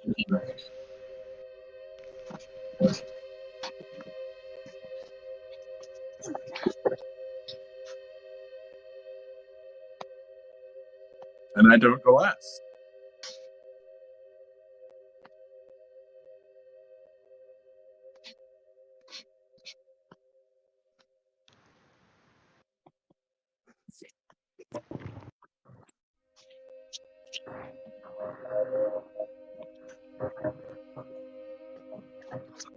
Why can't I put you in the shadowed stuff? Okay, well, I get to just ignore that token then.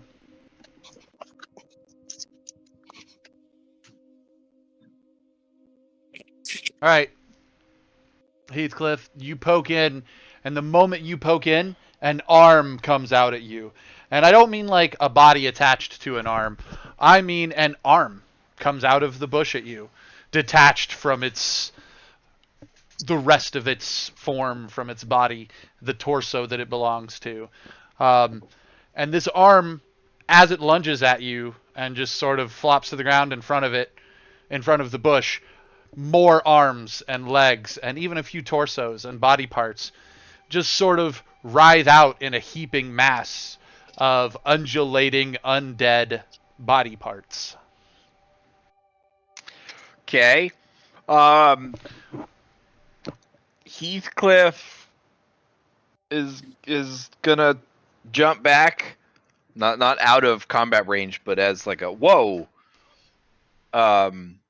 And at the same time is going to basically say, "Yeah, what is this?" and swipe his I wonder sword if I have at any picture. I wonder if I have any pictures of it.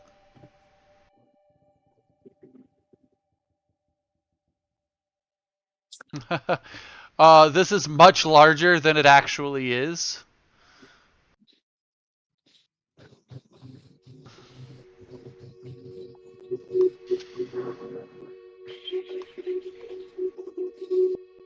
You said ours was just arms, right? And legs and torsos.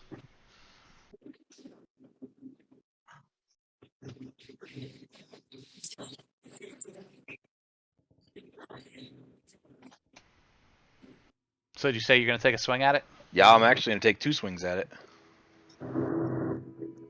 Let's see what you got. That missed. There we go. 14. You successfully hit.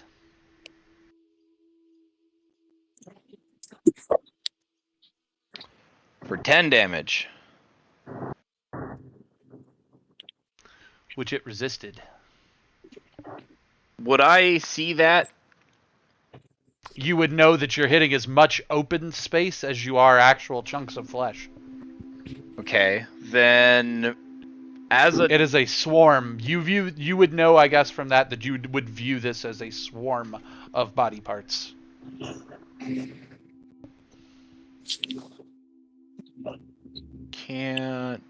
can't because I didn't attack with psychic as my primary. Okay. I'm gonna swing at it with my offhand short sword that I also had in my hand. For a 24 to hit. That is a hit. Oh, I guess I still had it targeted. That was offhand. For 5 damage. Which it partially resisted. Yep, cut it down to 2. And then I'm gonna take a 5-foot step sideways and sheathe as my free action and my move while moving. I'm gonna sheathe Action. both short swords.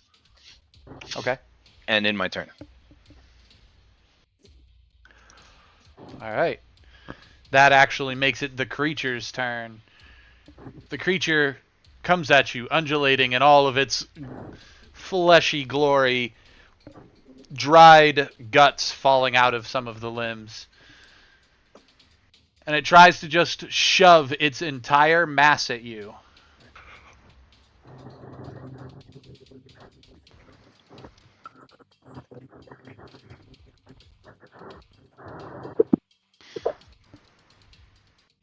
For a 15 to hit. 15 misses. All right.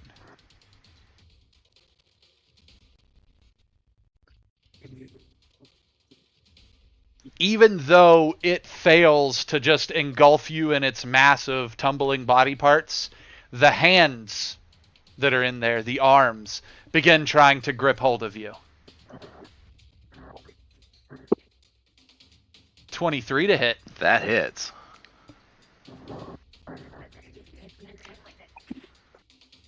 Hope I should have dropped that directly on you. That's okay. Heathcliff, you take 4 points of necrotic damage. And now I need you to make a strength saving throw or be restrained. Oh, goody. 16. You are not restrained.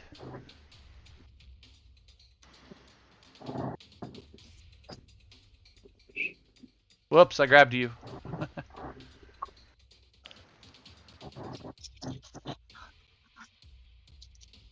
All right, that brings us to this guy, who you see meander in front of you, Gurk,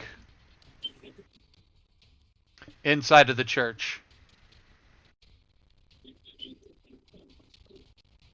His movement is... there we go.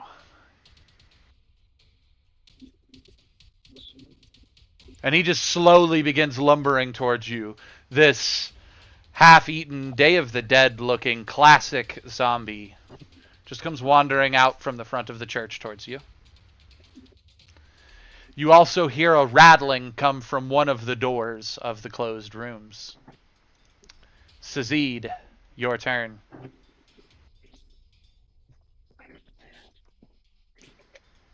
I can't see the zombie in the church, obviously. So.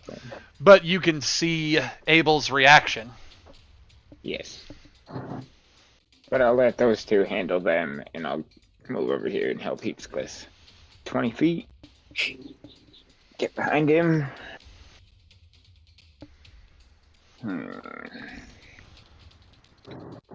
I won't activate Rage yet.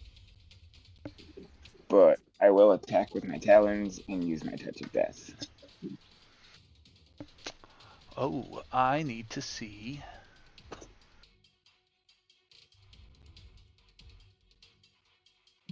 Huh, okay. To hit is... oh, that wasn't with advantage. Oh, I you can can re-roll reroll it if you want. I'll take the 15, because I'm assuming that's going to hit. Yeah, it hits. Alright, I'll keep the hit. So, roll your talon damage. Make sure you drop it directly on him. Yep. There's 3. So he resists part of the claws, but now roll your d10.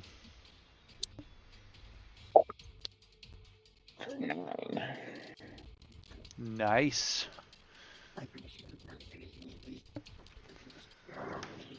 Your talon, as it reaches in, it just swats several of the chunks of body part to the sides. And with a squelching splatter, they hit the ground and do not appear to move again. So the swarm has been significantly reduced in size by your swing, Sazid. Anything else? Nope, I'll stay put. No action surge and pass turn. Okay. Eclipse. Doors open. You can see the zombie that is walking towards Abel. You can also see the swarm that your friends are taking on. All right, I will go ahead and stand here. And first, I will use my action to cast Channel Divinity, Turn Undead. So you're going to do your Turn Undead Channel Divinity? Yes. All right, let me go to your abilities and read your Channel Divinity Turn Undead, which says... You have to go scroll. It's an action. You present your holy symbol and speak a prayer censuring the undead. Each undead that can see or hear you within 30 feet of you must make a wisdom saving throw. If the creature that can hear or see you, If the creature fails its saving throw, it is turned for 1 minute or until it takes any damage. A turned creature must spend its turn trying to move as far away from you as it can, and it can't willingly move to a space within 30 feet of you. For its action, it can use the dash action to try to escape. If there's nowhere to move, the creature can use the dodge action. But nowhere in there does it say disengage action, so that's good to know. All right. So do I just throw the cast on each of them individually? I think you do, because it should. And I'm assuming there's probably more than one in the church. Can it hear me? It can hear you. Uh, So I will roll him, Okay. but otherwise you can drop it on the other guys.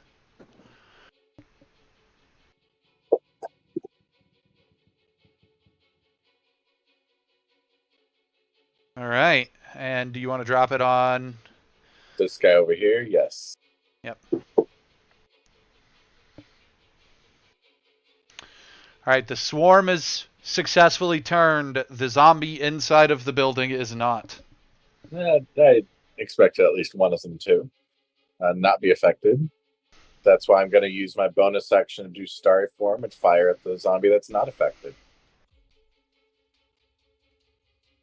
Okay. That's the one inside the building? Yep, the one that's 15 All right. feet from me. Yep.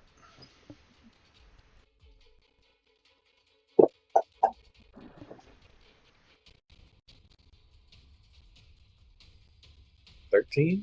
That is a hit. Yay! And What type of damage is this? Radiant? yes. Okay. Oh, that's the wrong button. If this rolls, ignore that. I don't think it rolls since I didn't drop on the chat box. Okay, good.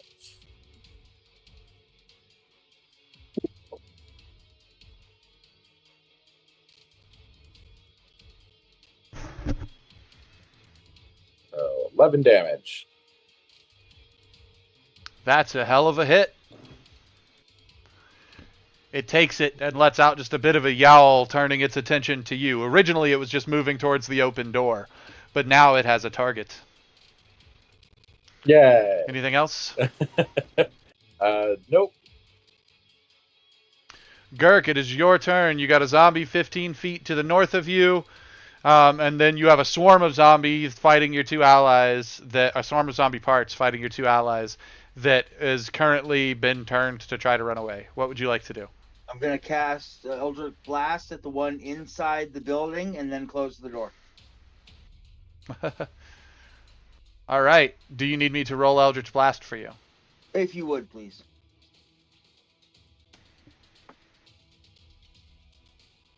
So I'm still curious about what's in the church. 21. That is a hit. That is a hell of a hit.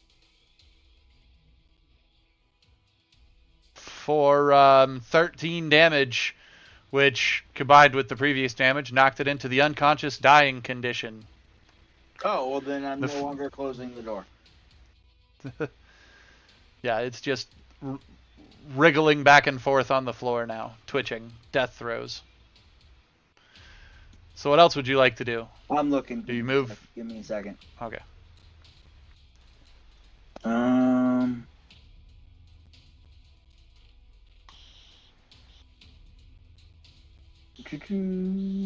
That's also, I'm sure that's an. I'm seeing if I have anything bonus action that I can do. I don't think I do. So yeah, that'll be it then.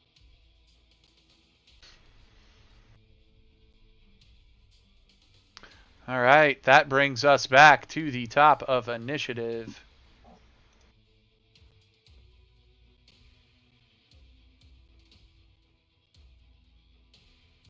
Heathcliff, the zombie in front of you has successfully been turned. You see it trying to move away from Eclipse. Do you kill it, or do you let it try to escape? No, I'm killing it. Or trying to. We're gonna kill it to death, yes. So I'm gonna attack it with my main hand Psychic Blade for a 24 to hit. That's a hit. I'm not gonna re-roll that with advantage, even though I should. Instead, I'm just gonna sneak attack it.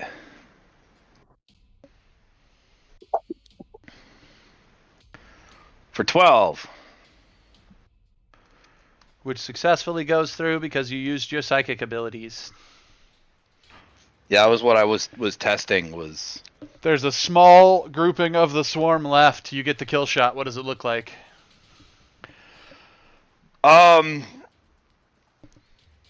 Keeping in mind that these things don't have like brains to have been affected by the psychic. I know. I think in this instance it would more affect their nervous, like that the piece that's running it all.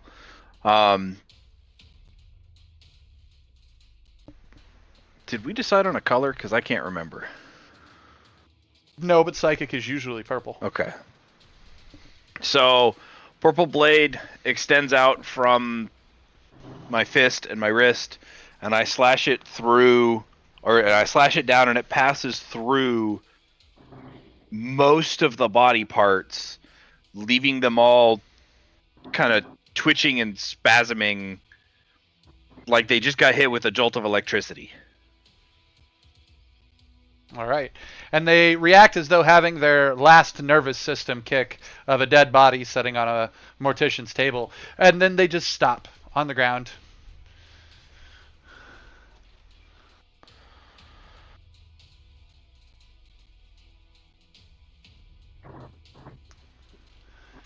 What else would you like to do with your turn, Heathcliff?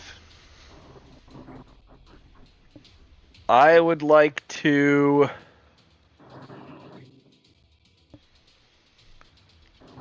keep looking around, but not go too far, to make sure that that was the last of what we were dealing with. You're exploring the outside, the wilderness. That's fine. Go ahead and make a perception check.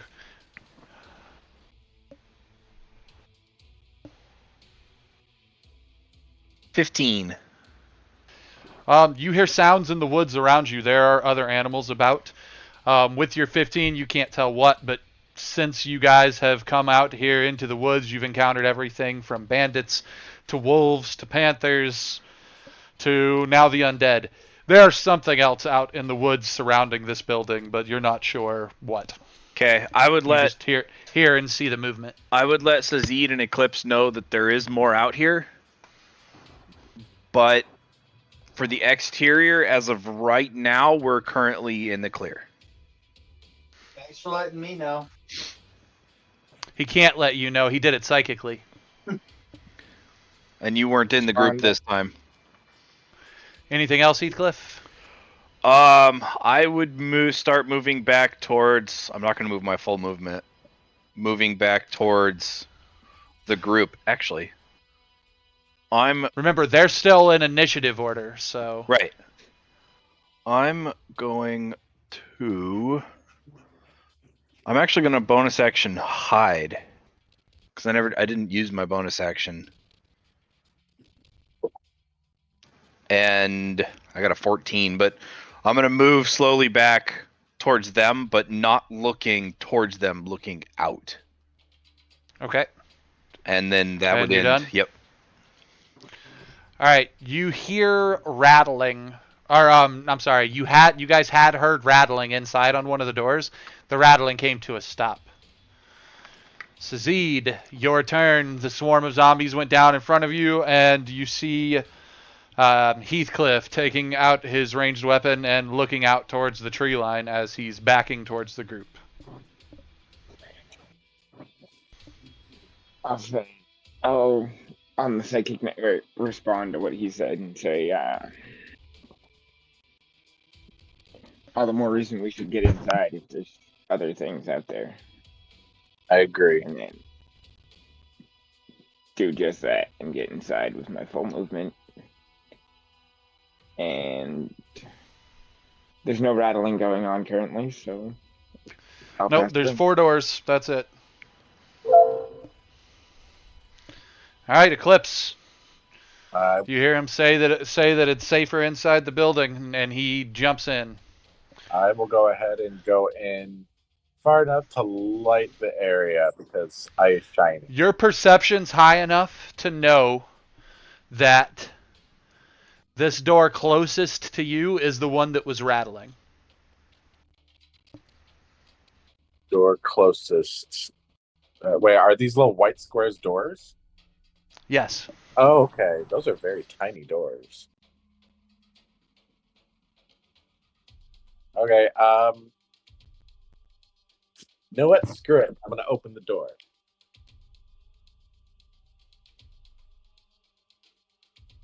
Fortune favors the bold. Sometimes.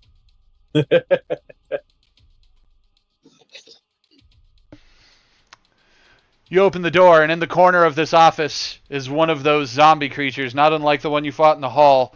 And he is staring face into the corner, and like you open the door, and you see him like scrunch up against the wall in the corner as though he's trying to lean away from you.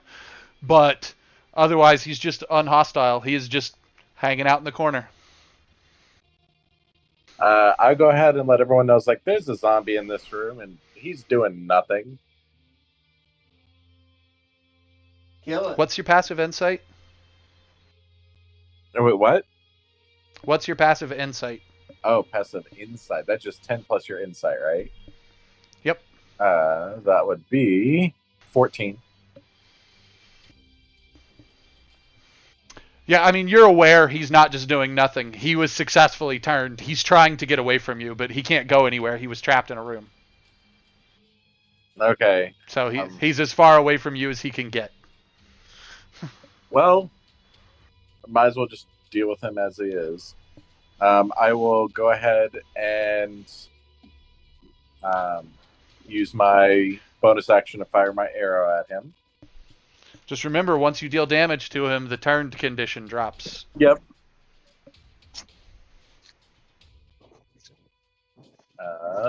Dead.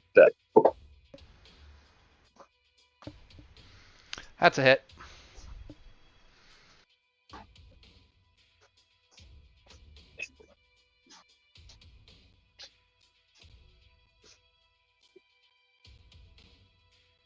And then 8 damage as this blasts through the air, tagging him.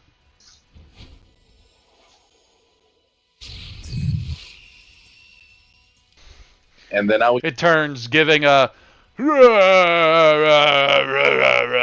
sort of gurgling noise. And then I will go ahead and use my regular action to cast Sacred Flame.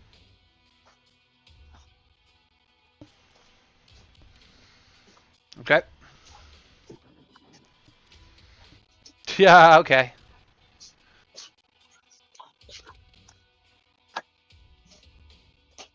He succeeded. He nat 20'd.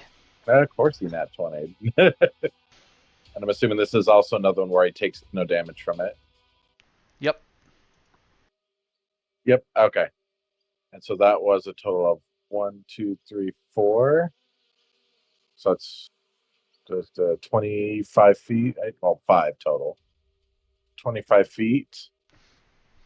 I can still move after if I have movement left, right? If you have movement left, yes. Okay. So I can move 1 square. So let's go ahead and move 1 square down. I would have moved 1 square back, but I still respect it. Abel, your turn. He has pointed out that there's a zombie in that room. You see him launch off some shots in there, and then duck away from the door.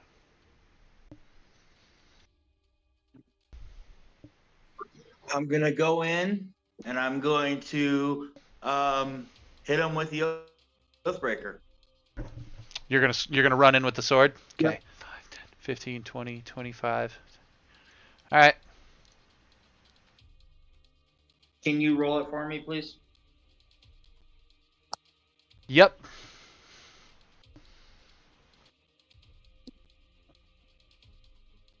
And it's Oath Maker, by the way. Sorry, yeah, I knew that.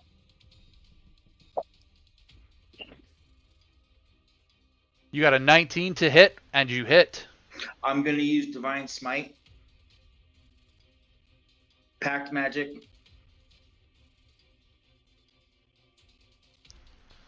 Okay, burn a first level slot on Divine Smite. Yes. Okay.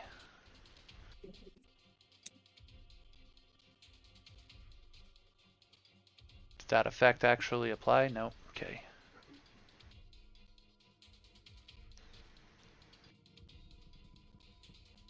That time it did.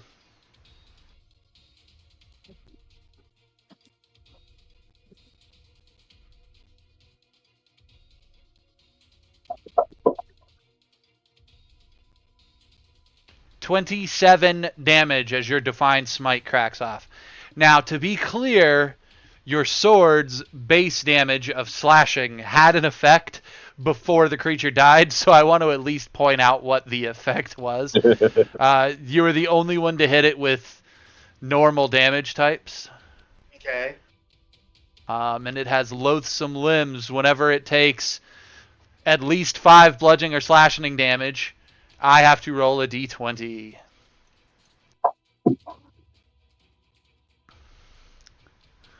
On an 8, one of its legs is severed from the zombie in your swing, and the leg like hops off, still semi-alive, twitching.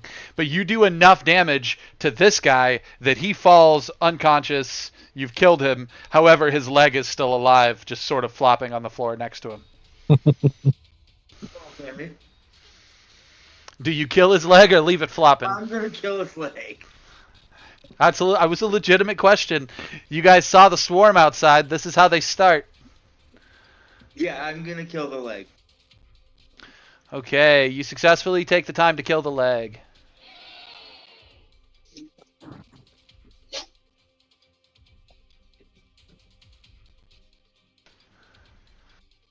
Alright, guys, the zombies have been defeated. You guys have a church, and you have been warned that outside there are potentially more creatures on the tree line watching this situation. As a party, what would you like to do? You're also supposed to still be settling down for the night. I recommend we close the door, so I'll see if Susie can close the door real quick. Well, if we're gonna do that, I would need to come inside first. Oh, yeah, that's probably a good idea. So you guys decide to hunker down inside? And we need Ez. I was about to say, does anybody try to go get Ez? She would be close enough, but somebody would have to get her. Because, you know, one-legged.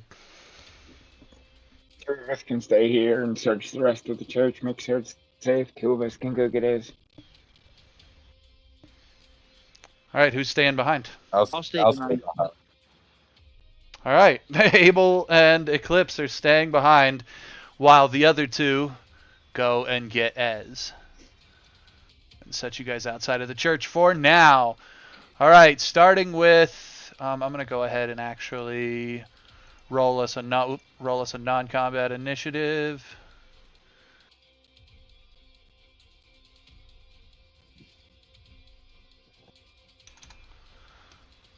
Alright. Put Ez at initiative count 0 as well. Alright. Abel, you are first. You are currently in a room. This room appears to be some kind of office of the church. I guess I'd roll and investigate to try and see if I can find any paperwork or anything that would tell us what we were looking for outside, which is what kind of church this is. Oh, okay. Roll me an investigation check. Please do so.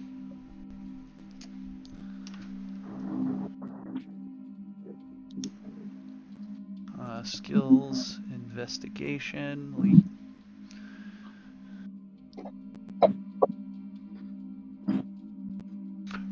Inside the desk, you find a holy symbol to Ezra. It is falling apart. You know that if you try to pick it up and move it, it's just going to crumble. It's probably been here for a century. So it's covered in dust. The band is ratty. The beads are falling apart. But yeah, you find a holy symbol to Ezra. And this is obviously a symbol to Ezra because you guys have seen this before. The symbol to Ezra was at the House of Lament. It was used to protect the nursery and the 2 children's spirits. I will relay that knowledge to the rest of the party. I believe it is a shield with a sprig of a plant on the front. So he relays that to you, Eclipse. So that's what he finds in the office. What are you doing? I will go and check the office on the opposite side.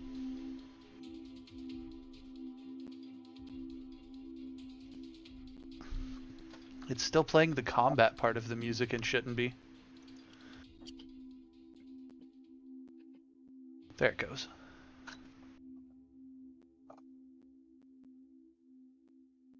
Oh, I guess you need me, don't you, to unmask that room? Turns out it's just a gigantic hole. It appears to be sleeping quarters of some kind. It looks like there's a nightstand of some kind right there. Yes, there is. You find a wooden bed with a straw mattress, and there is a small nightstand sitting beside it. On top, there appears to be a dusty ceramic bowl. I'll take a peek at the bowl.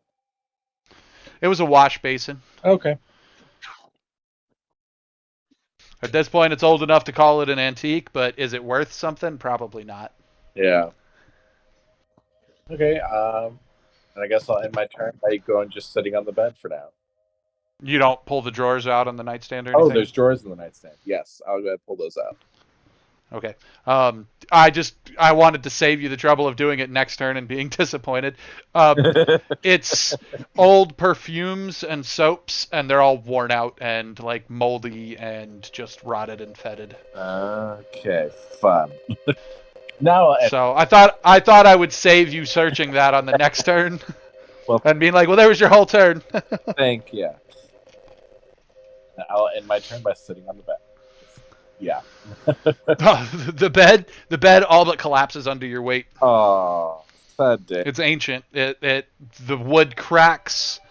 Do I have a sound effect for cracking wood? It sucks them in like Nightmare on Elm Street.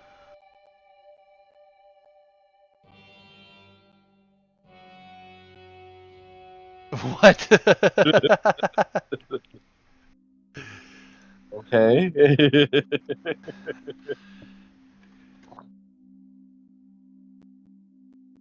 Let's see what we got. I'm looking for a sound effect because if I've got it, great. So I haven't put the app for Sirenscape on my phone yet, but when it's all said and done, I can control all of our audio for our game from my phone. Nice.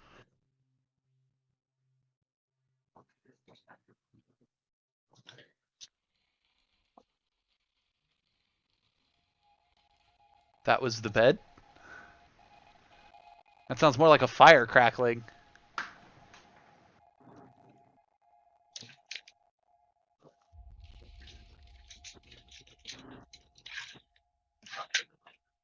Yep, none of those sound like cracking wood. I trust you less, Sirenscape. Try creaking wood instead of cracking wood. Well, I know there's a creaking one because I found a door earlier, and the creaking door is the creaking sound effect, which is really cool.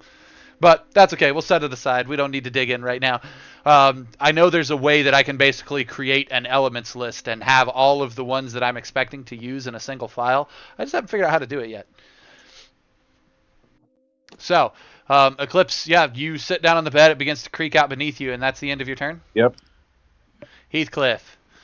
Heathcliff, you and Sazid are headed back to the wagon. You guys are able to get there and back in roughly a turn, provided that she doesn't try to argue with you, which she will. Do either of you guys want to roll a persuasion to convince her to come with? Go ahead, Andre. I'll try it. I'm not very good at it. Would I get advantage since we're trying to help each other? That was my next question. Do you ask him to help you? Or do you have him just stand there quietly? I would have him try to help me. Am I muted? No. No, you're not. Oh. Okay. Do you help him? Yes. Okay, then yes, you have advantage on your persuasion check.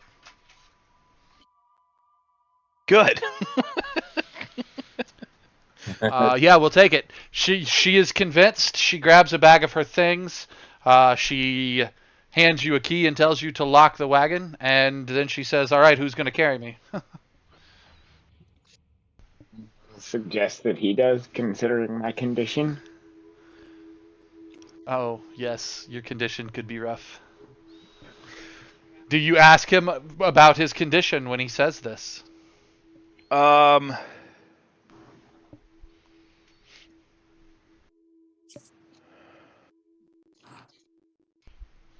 I want to and I don't want to in the open. I mean, is this the open? It's really just the three of you guys at the wagon. We are on the psychic network, even though technically Eclipse is there too. But No, I'd ask you. So, how would you tell me that you shouldn't carry Ez? pretty much exactly what I said, considering my condition. What condition?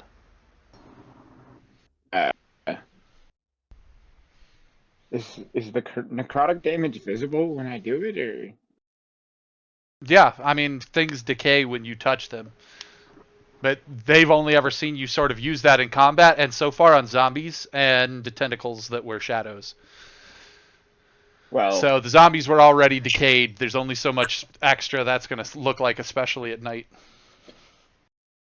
I'll walk over here and grab, like, touch a bush.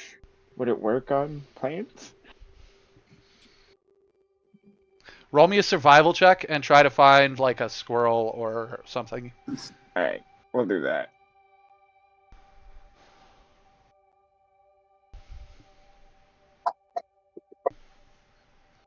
$18. All right, the question is, are you up for experimentation on animals? Let's do it. All right. The squirrel sitting on the sort of edge of the clearing that the wagon is parked in is just munching on some food when you go to approach it. Do you just like walk up and nonchalantly touch it? Do you try to summon it to your hand? What do you do? I'm still wearing gloves, so let's see, what do I have for like food that a squirrel would eat?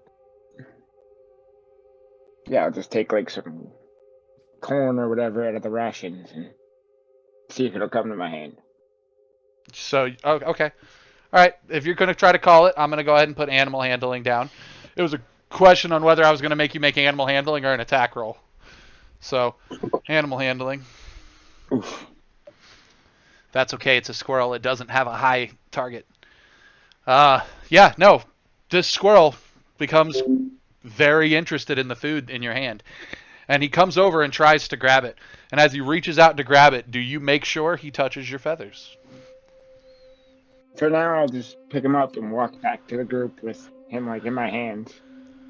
Then I'll take I mean, the he's a glove squirrel. off. You try to pick him up, he might just try to bite you. Your animal handling wasn't that good. Right, well, yeah, I'll just rip my glove off and grab the thing then. Okay. Roll me your D10 damage.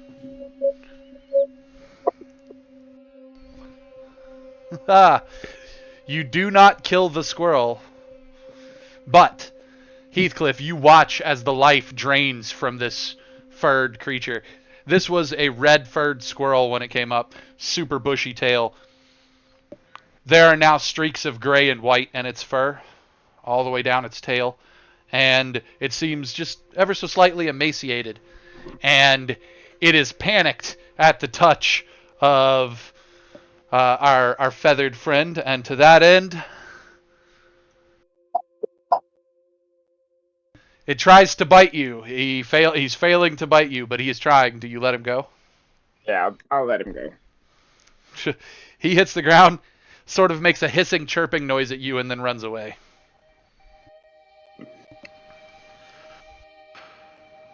I probably shouldn't touch Fuck, anybody. feed me, then try and kill me? What's going on? So Heathcliff, that's his answer to your what condition question. What had you just said, Sazid? Because you kind of got talked over. I probably shouldn't touch anybody in this group. I thought that was just something that you could do in combat, not that it was a permanent thing, shall we say.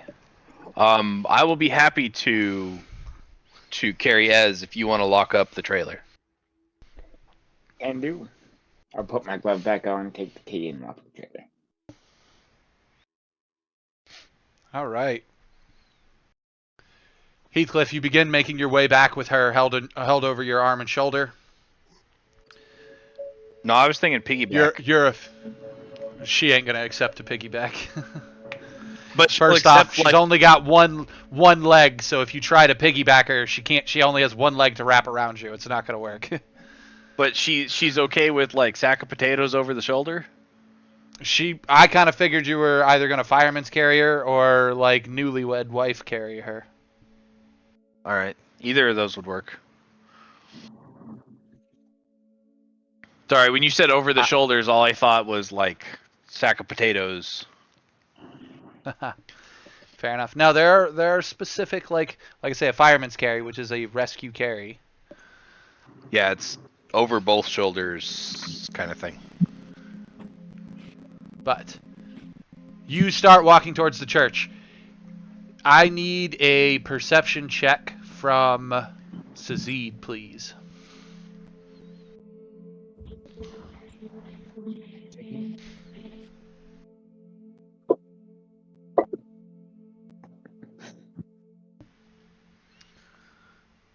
Might as well just be my passive. You notice nothing out of the ordinary. Abel Gherkin, it's your turn.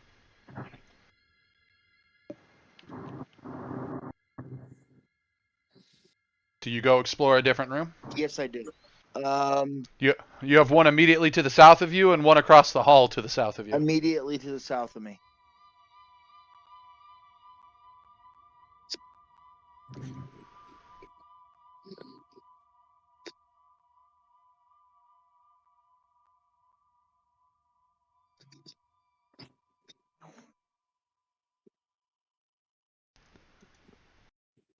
You notice a wooden trapdoor in the floor of this room. It's debris and detritus everywhere. Smashed statues, cloth that looked like they were blankets laying over the top of statues or whatever, but when they were smashed, all this has fallen to the floor. Tapestries are torn to sunders. This was probably a prayer room of some kind. But you notice a wooden hatch in the floor on the far side of this room, and it is locked shut with a half dozen padlocks.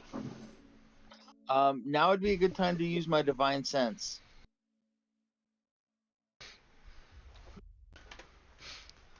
All right, we're going to go check out your character sheet now. We're going to go to your abilities, and we're going to go to Divine Sense. The presence of strong evil registers on your senses like a noxious odor, and powerful good rings like heavenly music in your ears. As an action, you can open your awareness to detect such forces. Till the end of your next turn, you know the location of any celestial, fiend, or undead within 60 feet of you that is not behind total cover. You know the type, celestial, fiend, or undead, of any being whose presence you sense, but not its identity. Oh, so if it's behind the door, I wouldn't be able to sense it because that'd be total cover. Yep, the door counts as total cover. Oh, that sucks. I'm gonna leave the door alone for now. But I am going to tell everyone about, hey, there's a door here with like 400,000 padlocks on it. Should we open it? Eclipse, it is your turn. You hear that come from the hallway. There's a door here with a lot of padlocks on it. Should we try to open it? I'd be lying if I didn't say that it piques my curiosity. But I'm first going to check out the room right beneath mine.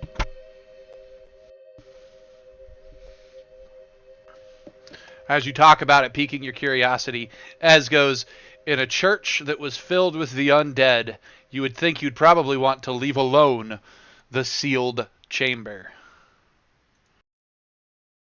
Jeez. You find another bedroom.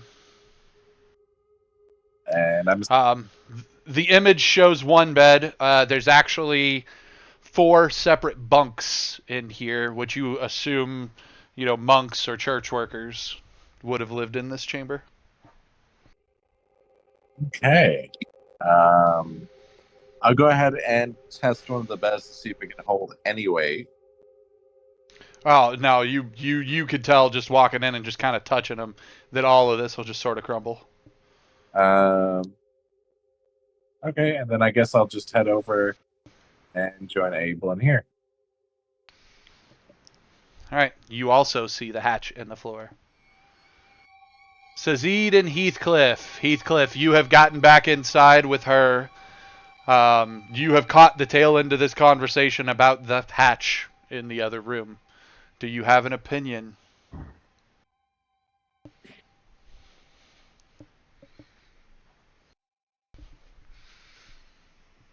My opinion is if we go, if it is to be searched, someone or two need to stay with Ez. Or we search in the morning and get her back to the carriage so that she can leave if need be.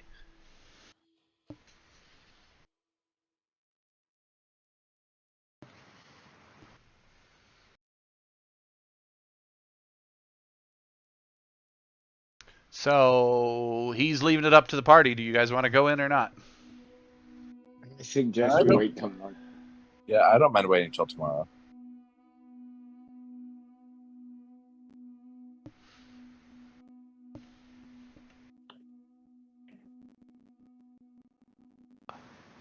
All right.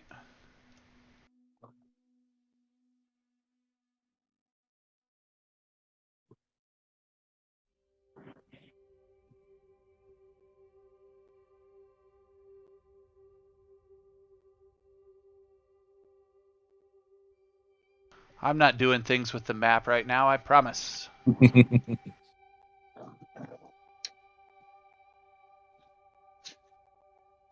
I'm the only one outside.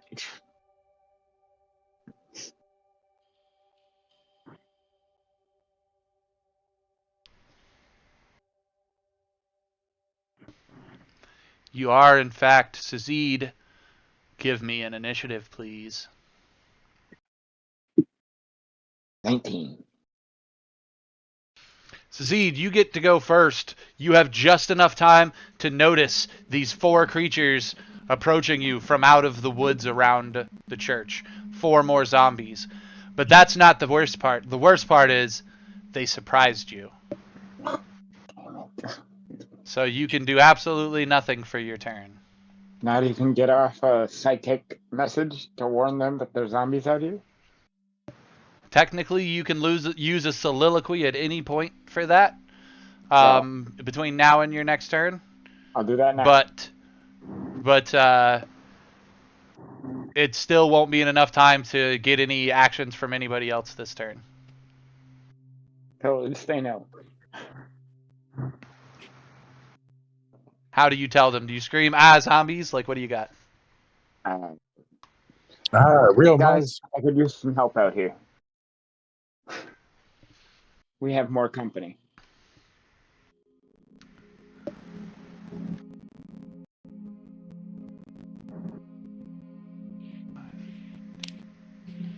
Okay. And he comes up to you with intent to just pound on you the way the undead do. 17 to hit. Okay.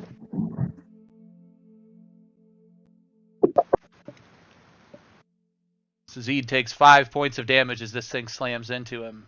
I will reduce it. If I can remember how to roll the dice for it. Okay. I know it's just a d6, but it should work as heal. I clicked it and it didn't bring up anything. Alright, here we go.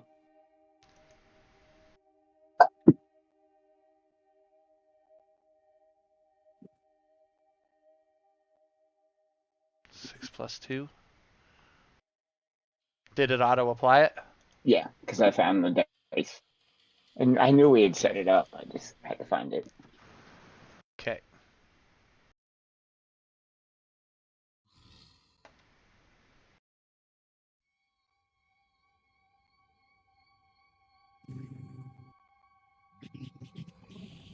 Oh, it doesn't look like it healed it, though. Oh, because I didn't roll it on me. Ah, You want me to re-roll that's it why on I was myself? asking if it applied. No, we can apply it to yourself. So you're back at 0 Yes. damage? Okay.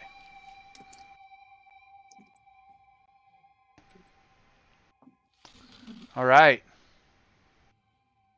5, 10, 15, 20.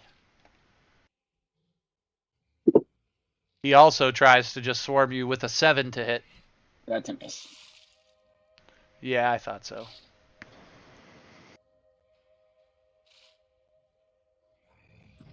If a 7 were to hit you, I'd be concerned with you being in any form of combat. Yeah. Repeating the process. That's also a 7. Well, at least you're getting lucky. Gives this one advantage. I see your plan. I don't know what you're talking about. With a 21 to hit. Yeah, that's a hit. For 4 damage. I will take that one. You are surrounded by zombies. It now comes back to the top of initiative, which is your turn. At this point, I need everyone else to roll initiative. Because he alerted you guys that the zombies were out here. I did it to the psychic network, so Abel Oh my wouldn't be God. alerted yet. Somebody else would have... Everybody else jumping to combat would have alerted him.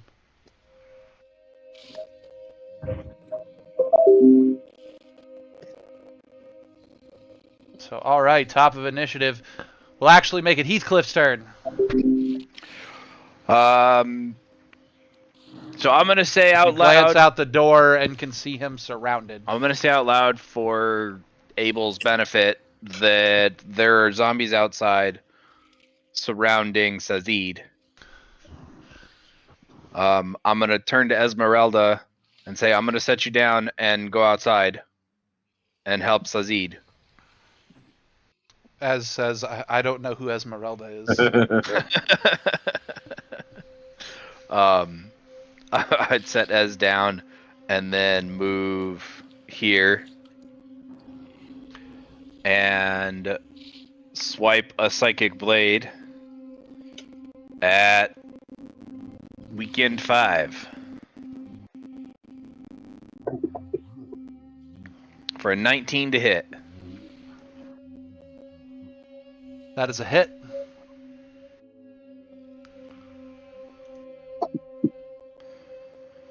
For 16 damage. You hurt him bad, but he's a zombie. He doesn't seem to be affected by it. He just keeps on trying to munch on our dear friend Sazid. 25 to hit. Same guy? Yep. You hit. For 4 damage. That is enough. You take him out.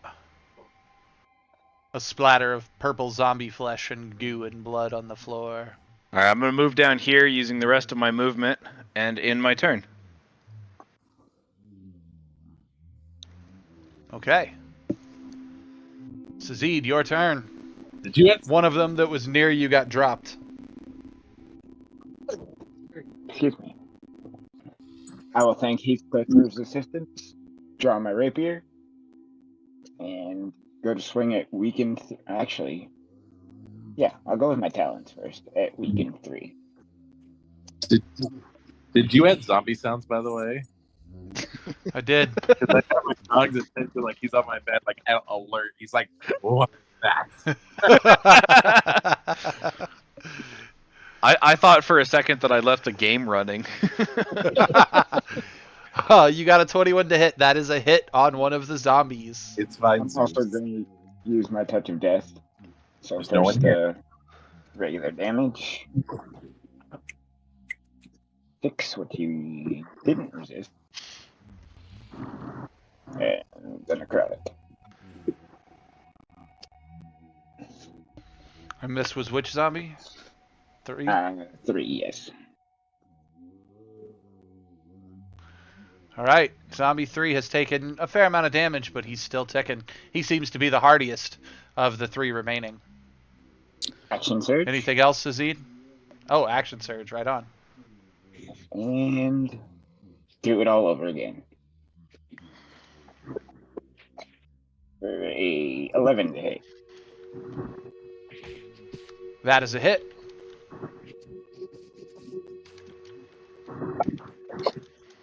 There's that damage. And necrotic. For 10 necrotics. Same one? Yes.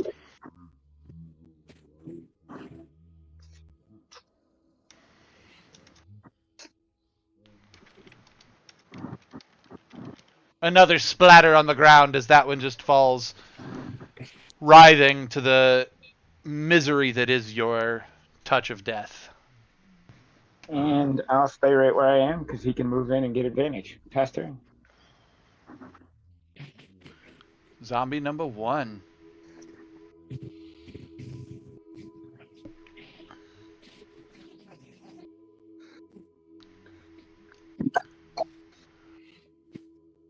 $12 to hit. That's a miss. Zombie number 11.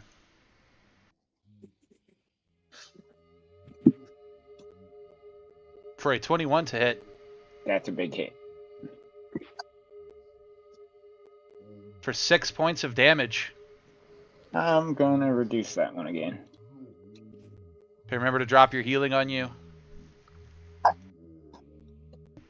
Only 4 this time. But it counted. It calculated like it was supposed to. That's good. So that is good. Alright. Eclipse, it is your turn. Right. I am just going to step out here and then fire one of my radiant arrows right through the door at Zombie Weekend 1.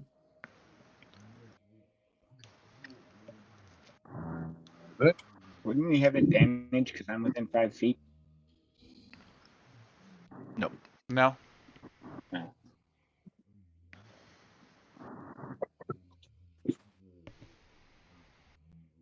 But he does hit.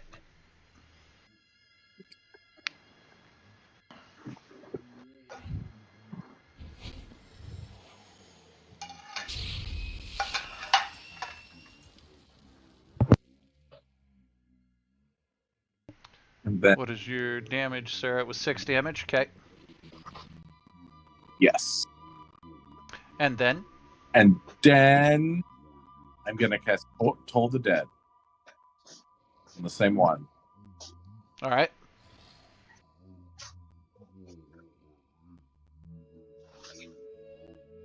He failed with a nat 1. Hey, I'll take it. The bells ring out. Bong, It doesn't do one bong, damage. bong. He only takes 1 more damage. And Anything else? let's see. 1, 2, 3, 4. And I'll end my turn. Abel, it is your turn. Working on it. Hang on, I'm moving my computer real quick. Oh, ow, that hurt. Doors open. Hi. Yep.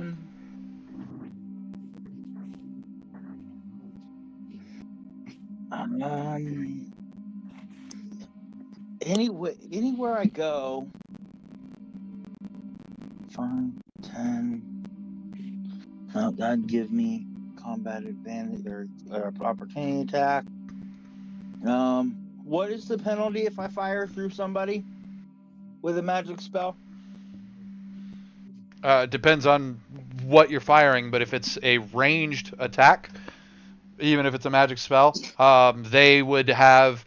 So if you're targeting the one right in front of Eclipse, you would have a -2 to your to hit. If you were targeting the one all the way at the very south, I would give you a -5 to your to hit. I'm gonna do zombie number 1. And sit lagging. Do you just step out in the hallway? Yeah, that's what I'm trying to do. All right, I moved you. Okay, and then you said -2. Yep.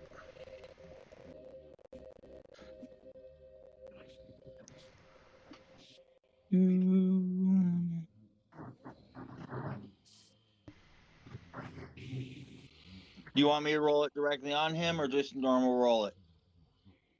Either one. Okay.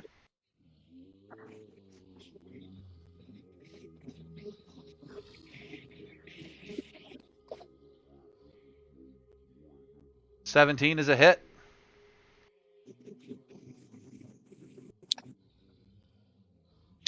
Roll the damage directly on him, or make sure you're targeting. 7 damage. That was a solid hit. He's still ticking, though. They kind of shrug off damage they receive. And then as a bonus action, I'm going to cast Hexblade's Curse on him because I forgot about that. Okay. Well, no, I'll do it on number 11. Okay. Yeah. All right, anything else? No, I'm done. All right. Ez happens to be standing here at the door, leaned here against the wall at the door, looking out, and sees this zombie standing right here and says, "You know what? I should get involved as well." But I know I already passed my turn, but I'm gonna try and put the effect on number 11 for Hexblade's Curse. Okay. I don't think that did anything. Yeah, he says effects, Hexblade's Curse, cursed. Oh, there it goes. It's just lagging.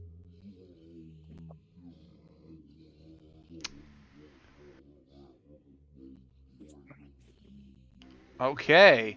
She hucks a hand axe out the door, and it just goes cruising right past the zombie. Lost into the woods, or into the dirt and woods beside it.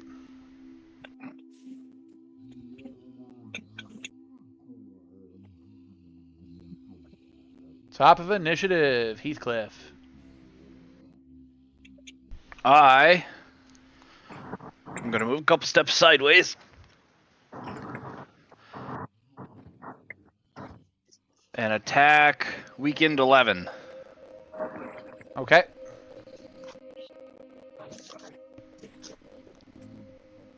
For a 25 to hit. That's a hit.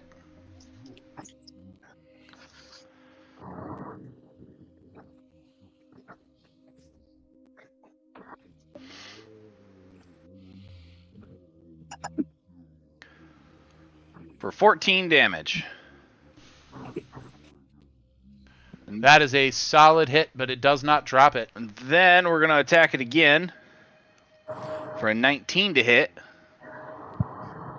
That hits. For 2. For 2, which is enough to knock it unconscious. Yeah, I get 6 hit points back that I never lost.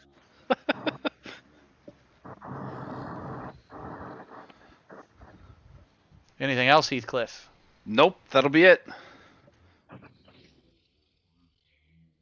Sazid, it is your turn.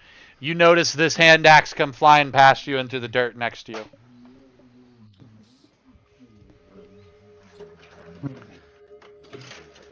Almost had it.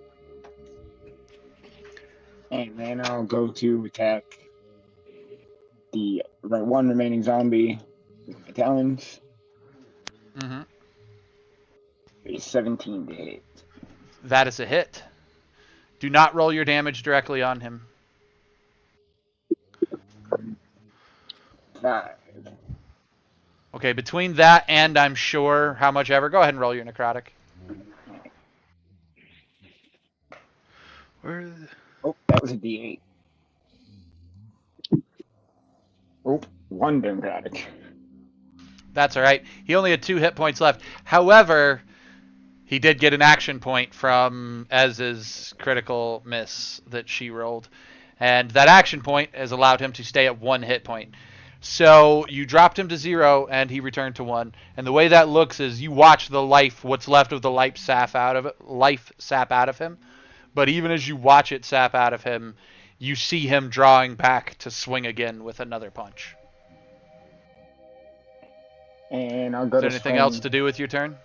I'll go to swing with my other hand, talons,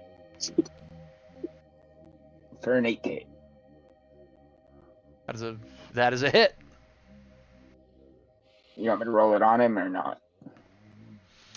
You can roll that on him. Yes, just I'm assuming you're doing this as your bonus action. Yes. Yeah, using your talons as 2 weapons. I don't get any bonuses to it anyway, so. Nope, that's okay. Oh, I misread the damage. Either way, you clobber him, you drop him, and the last zombie is taken out.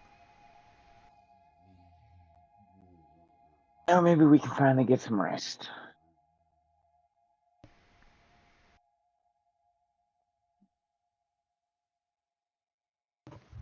Maybe. Let's get inside and barricade these doors. Good idea.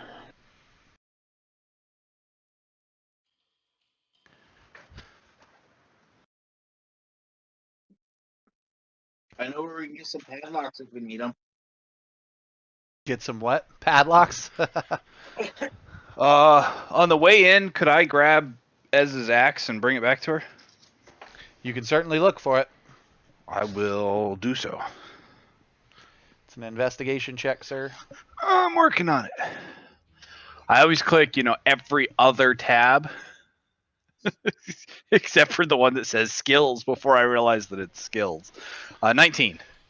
You find a gorgeous, gleaming silver hand axe laying in the dirt. I'm going to pick it up, brush it off, and bring it in. And hand it back to her. She just kind of nods and says thank you. And as she takes it from you, you notice almost a shiver of energy go across the blade as it touches her hand, and she just takes it and ruffles it back into her bag. I'd then help her to the room or location of her choice for sleeping or resting. Okay. Heathcliff is helping Ez. Abel, Eclipse, Sazid. What are you guys doing? I'm gonna go into the main area to see if there is a spot to rest. I was gonna go check out the altar. Oh yeah, that's not bad. Yeah, I'll check that out with you. Excuse me. I'm gonna go sit guard over the trap door. Not opening it, just gonna make sure nothing tries to come out of it. Okay. But otherwise, are you guys going to try to bunker down here for the night? Yes. Yes.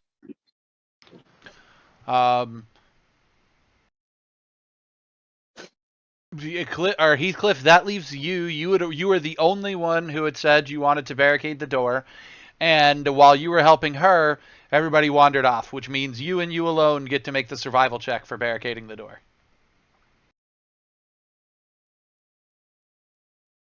Wait, it means I get to make the survival check for the door? Yep. Okay. 16. Okay. You barricade the door as well as you think you can. You have 4 separate rooms and a main room, and then you also have a dragonborn sitting on top of a hatch, and this is where you guys are planning on camping for the evening. Oops. Let's actually save the church map into my stuff here. In a minute, Blue. There we go. That's why I took you before dinner. But otherwise, you guys appear to be a day and a half, maybe 2, depending on how well you travel, out from Levcrest. You guys have survived so far, cutting through the hills of Borca. I think this is as good a spot as any to wrap up for the evening. So does my dog. It means that early next session you guys will arrive in the city that controls the hills of Vorka. You can learn perhaps about the Baritsi from its people. You can learn about the curio shop. You maybe even learn about the church that you guys have spent the evening in, or will be spending the evening in. Just out of curiosity, we as a group did decide that we aren't gonna open this door because I was kind of like, I'm okay with opening it as long as we're all there. I just don't want one. The group said worst case scenario, we'll do it in the morning. Okay. I didn't want to leave Ez unattended in here without a way for her to get away. Yeah. To that end, as you sleep that night, which is what I was trying to get to, as you all sleep that night, no one is closer to that door at any point than Abel. Abel, you hear thudding from beneath the floor all through the night. So glad we didn't open it.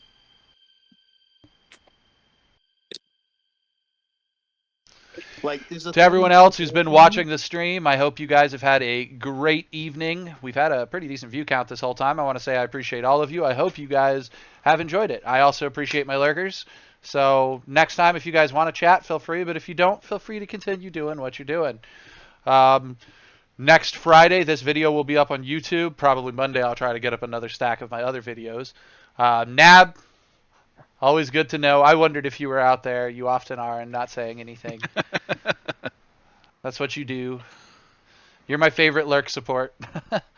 But either way, please, everyone, feel free to check out my links, click the follow button, all that fun stuff, and I will catch you guys next time here on Exiles in the Mist. Bye. Did we level up? I think we did last session, guys. That has nothing to do with it.